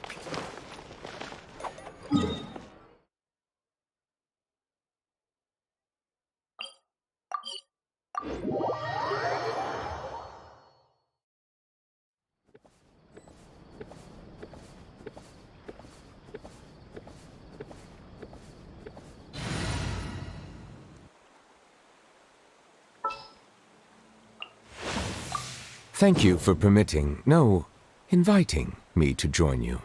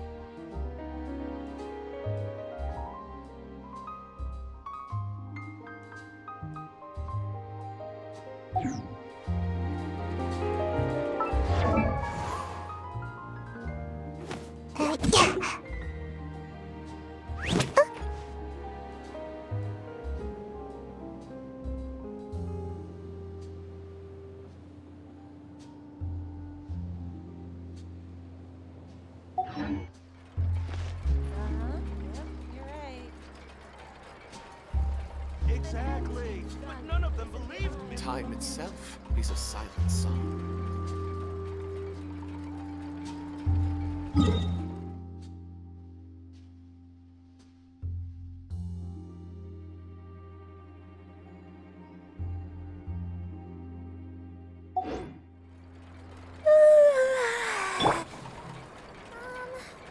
Can we play Banker next time?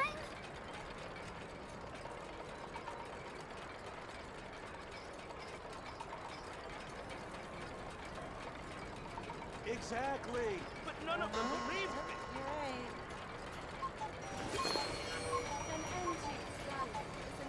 Time itself is a silent song.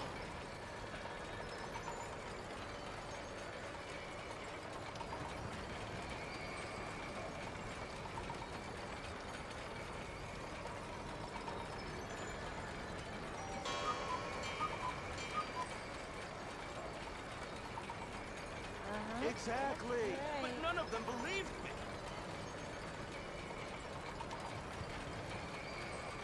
Time itself is a silent song.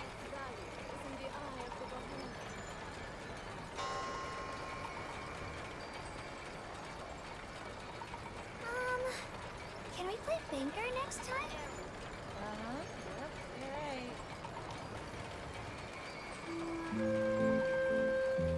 Exactly, but none of them believed me. Time itself is a silent song.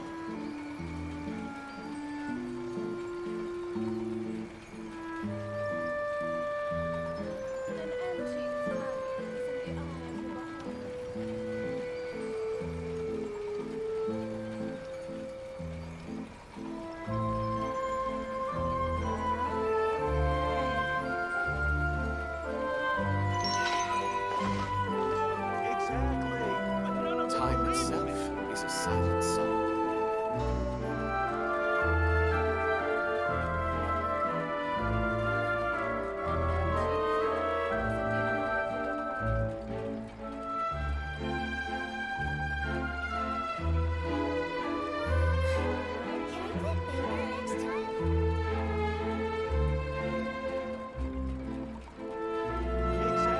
If you're not sure what to do next, how about I take you on a walk?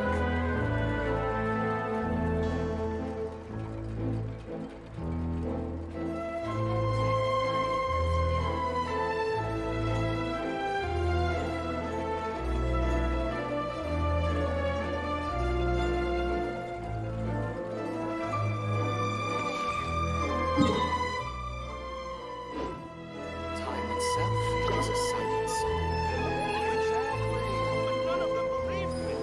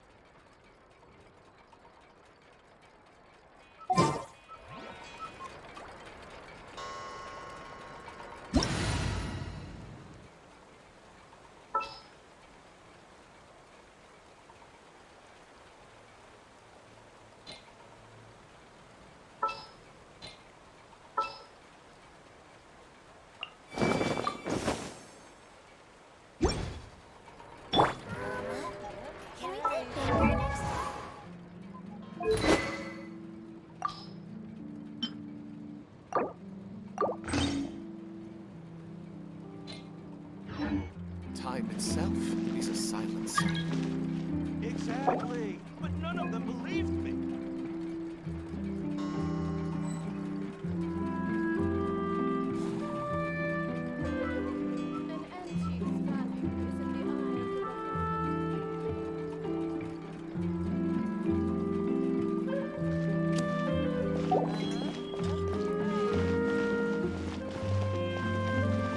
Time itself is a silent song.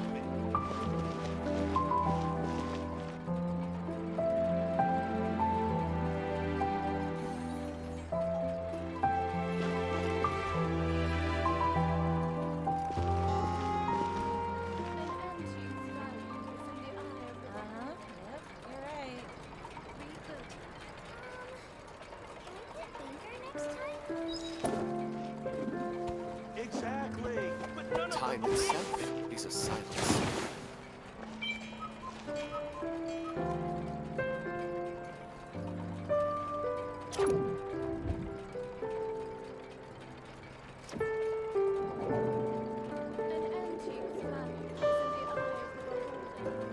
Tea is ready. Now it's time for a short rest. Exactly, but none of them believed me. Time itself is a silent song.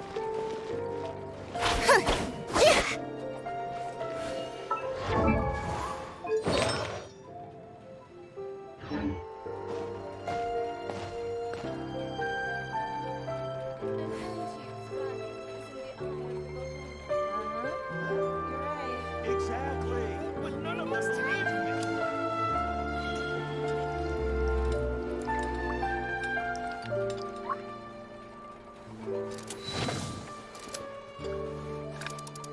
Time itself is a silent song.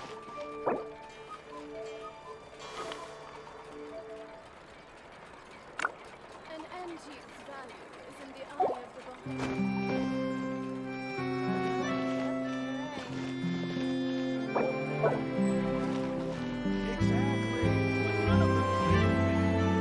It's easy to fix a machine when you know how it's built and how it works.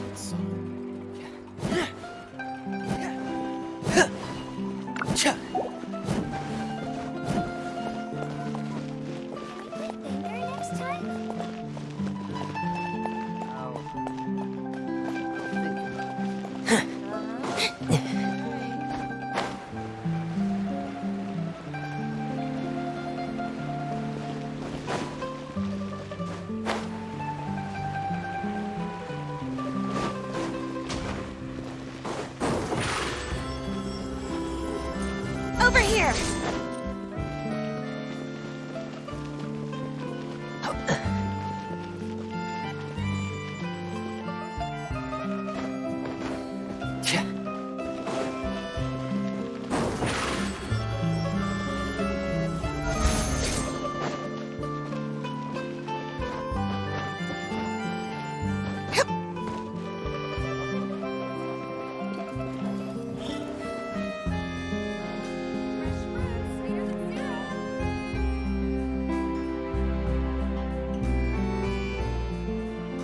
Something you wish to report? Go on. You have my undivided attention.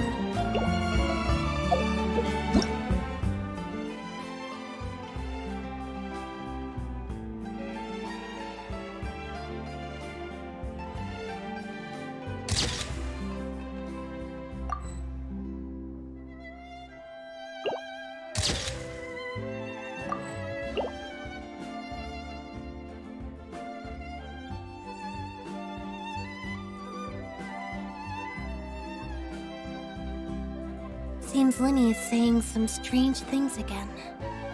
It's really worrying.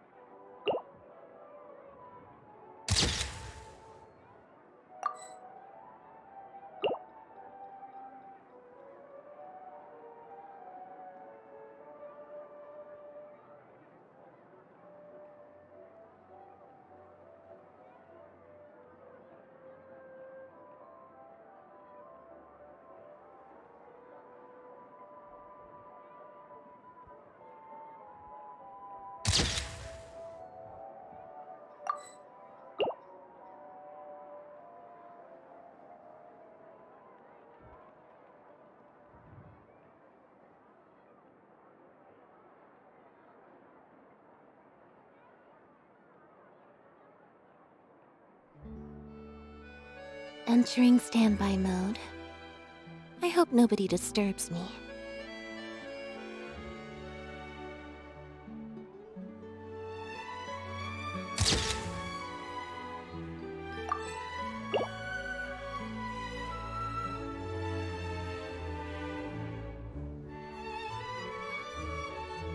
I want to spend some time at the bottom of the sea, in peace and total silence.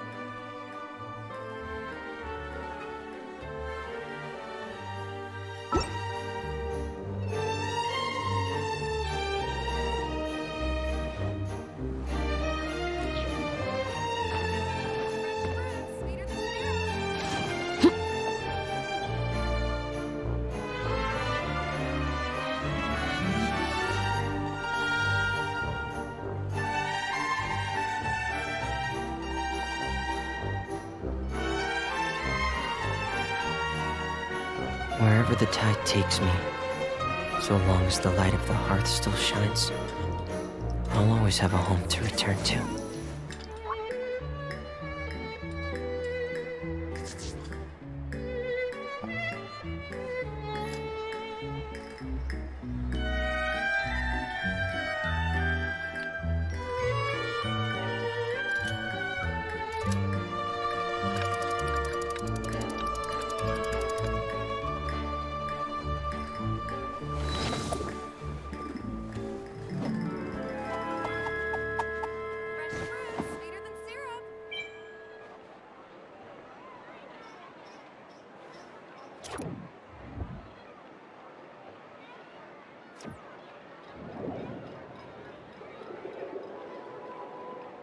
Seems Linny is saying some strange things again. It's really worrying.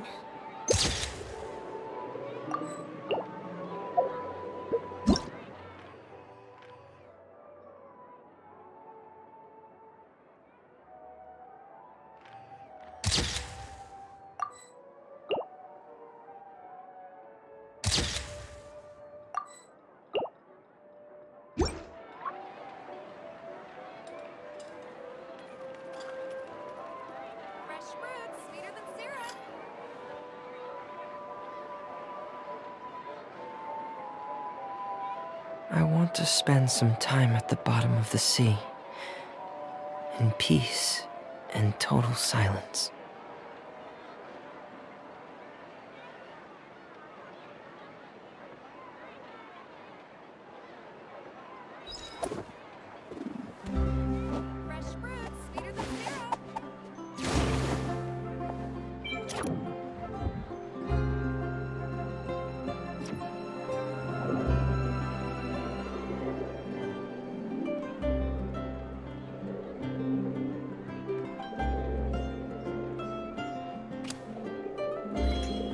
What could the children be up to?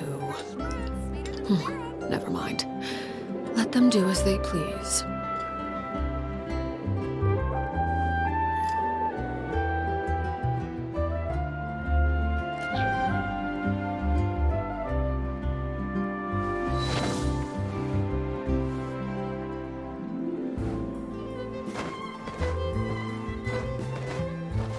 Wherever the tide takes me, so long as the light of the hearth still shines, I'll always have a home to return to.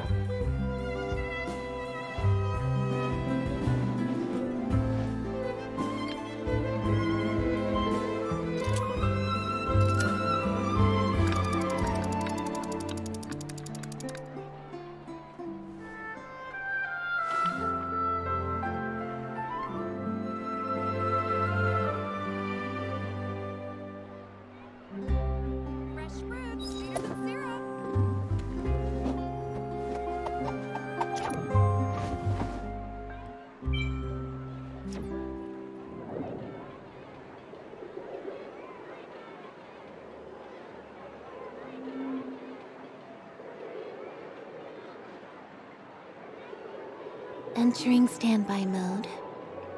I hope nobody disturbs me.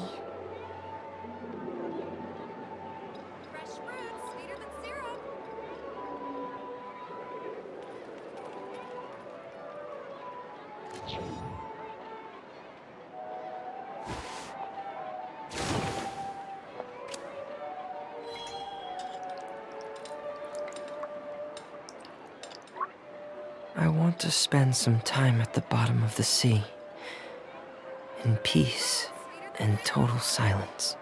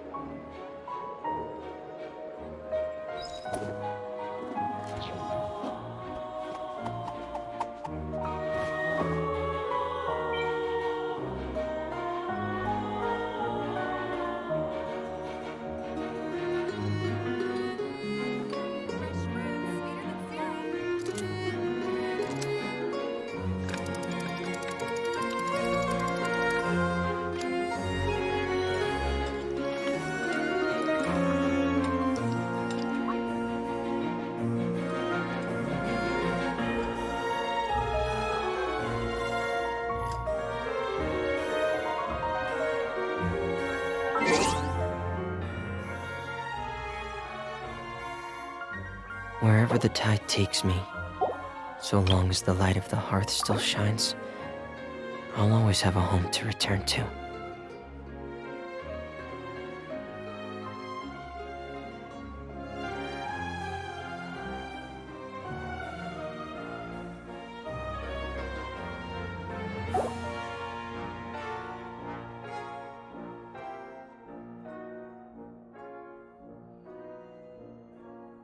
Staring into my eyes is ill-advised. I can't promise you'll like what you see. It's easy to fix a machine when you know how it's built and how it works. But people, they're much more difficult.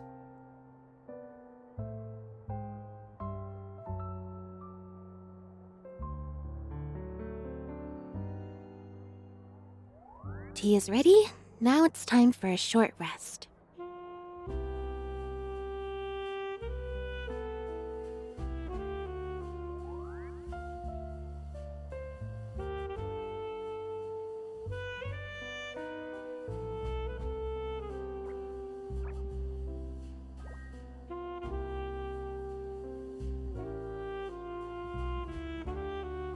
Wherever the tide takes me, so long as the light of the hearth still shines, I'll always have a home to return to.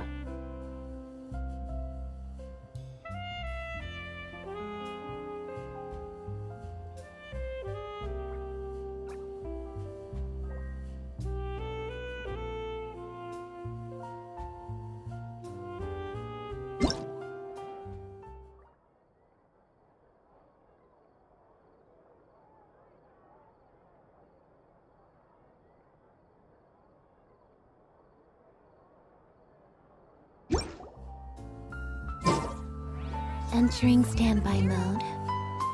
I hope nobody disturbs me.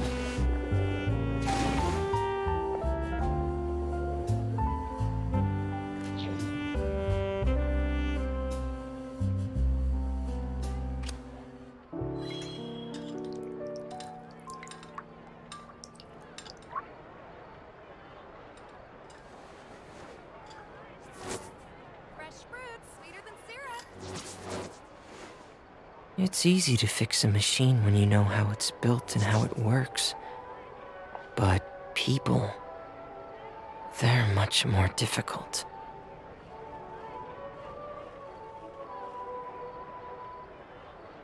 Tea is ready. Now it's time for a short rest. Something you wish to report? Go on. You have my undivided attention.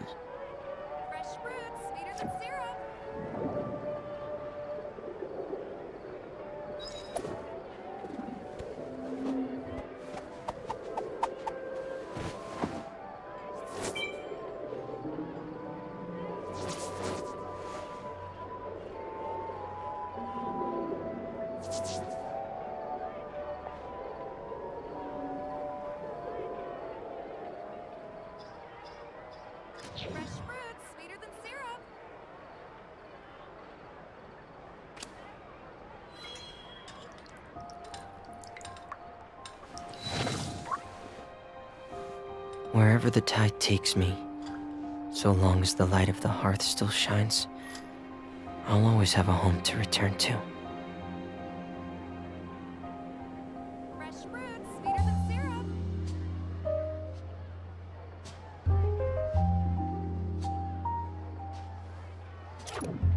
Entering standby mode.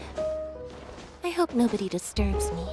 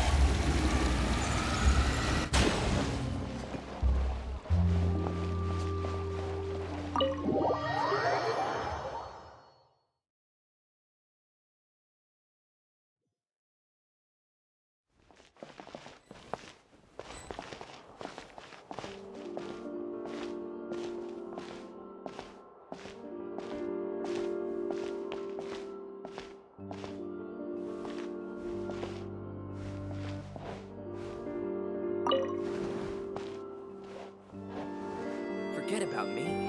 This is about What did you want exactly?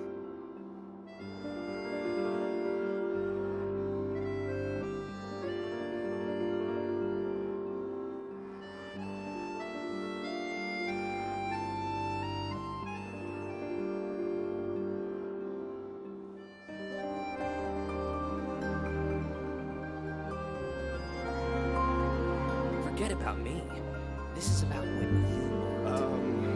What did you want exactly?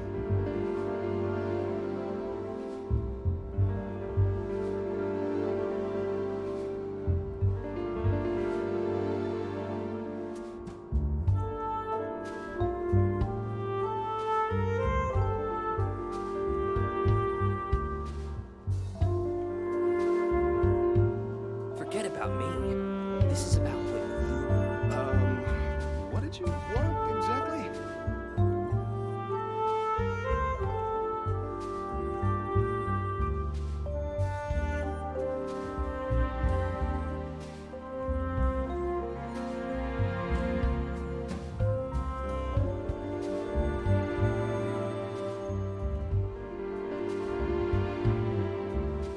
Forget about me.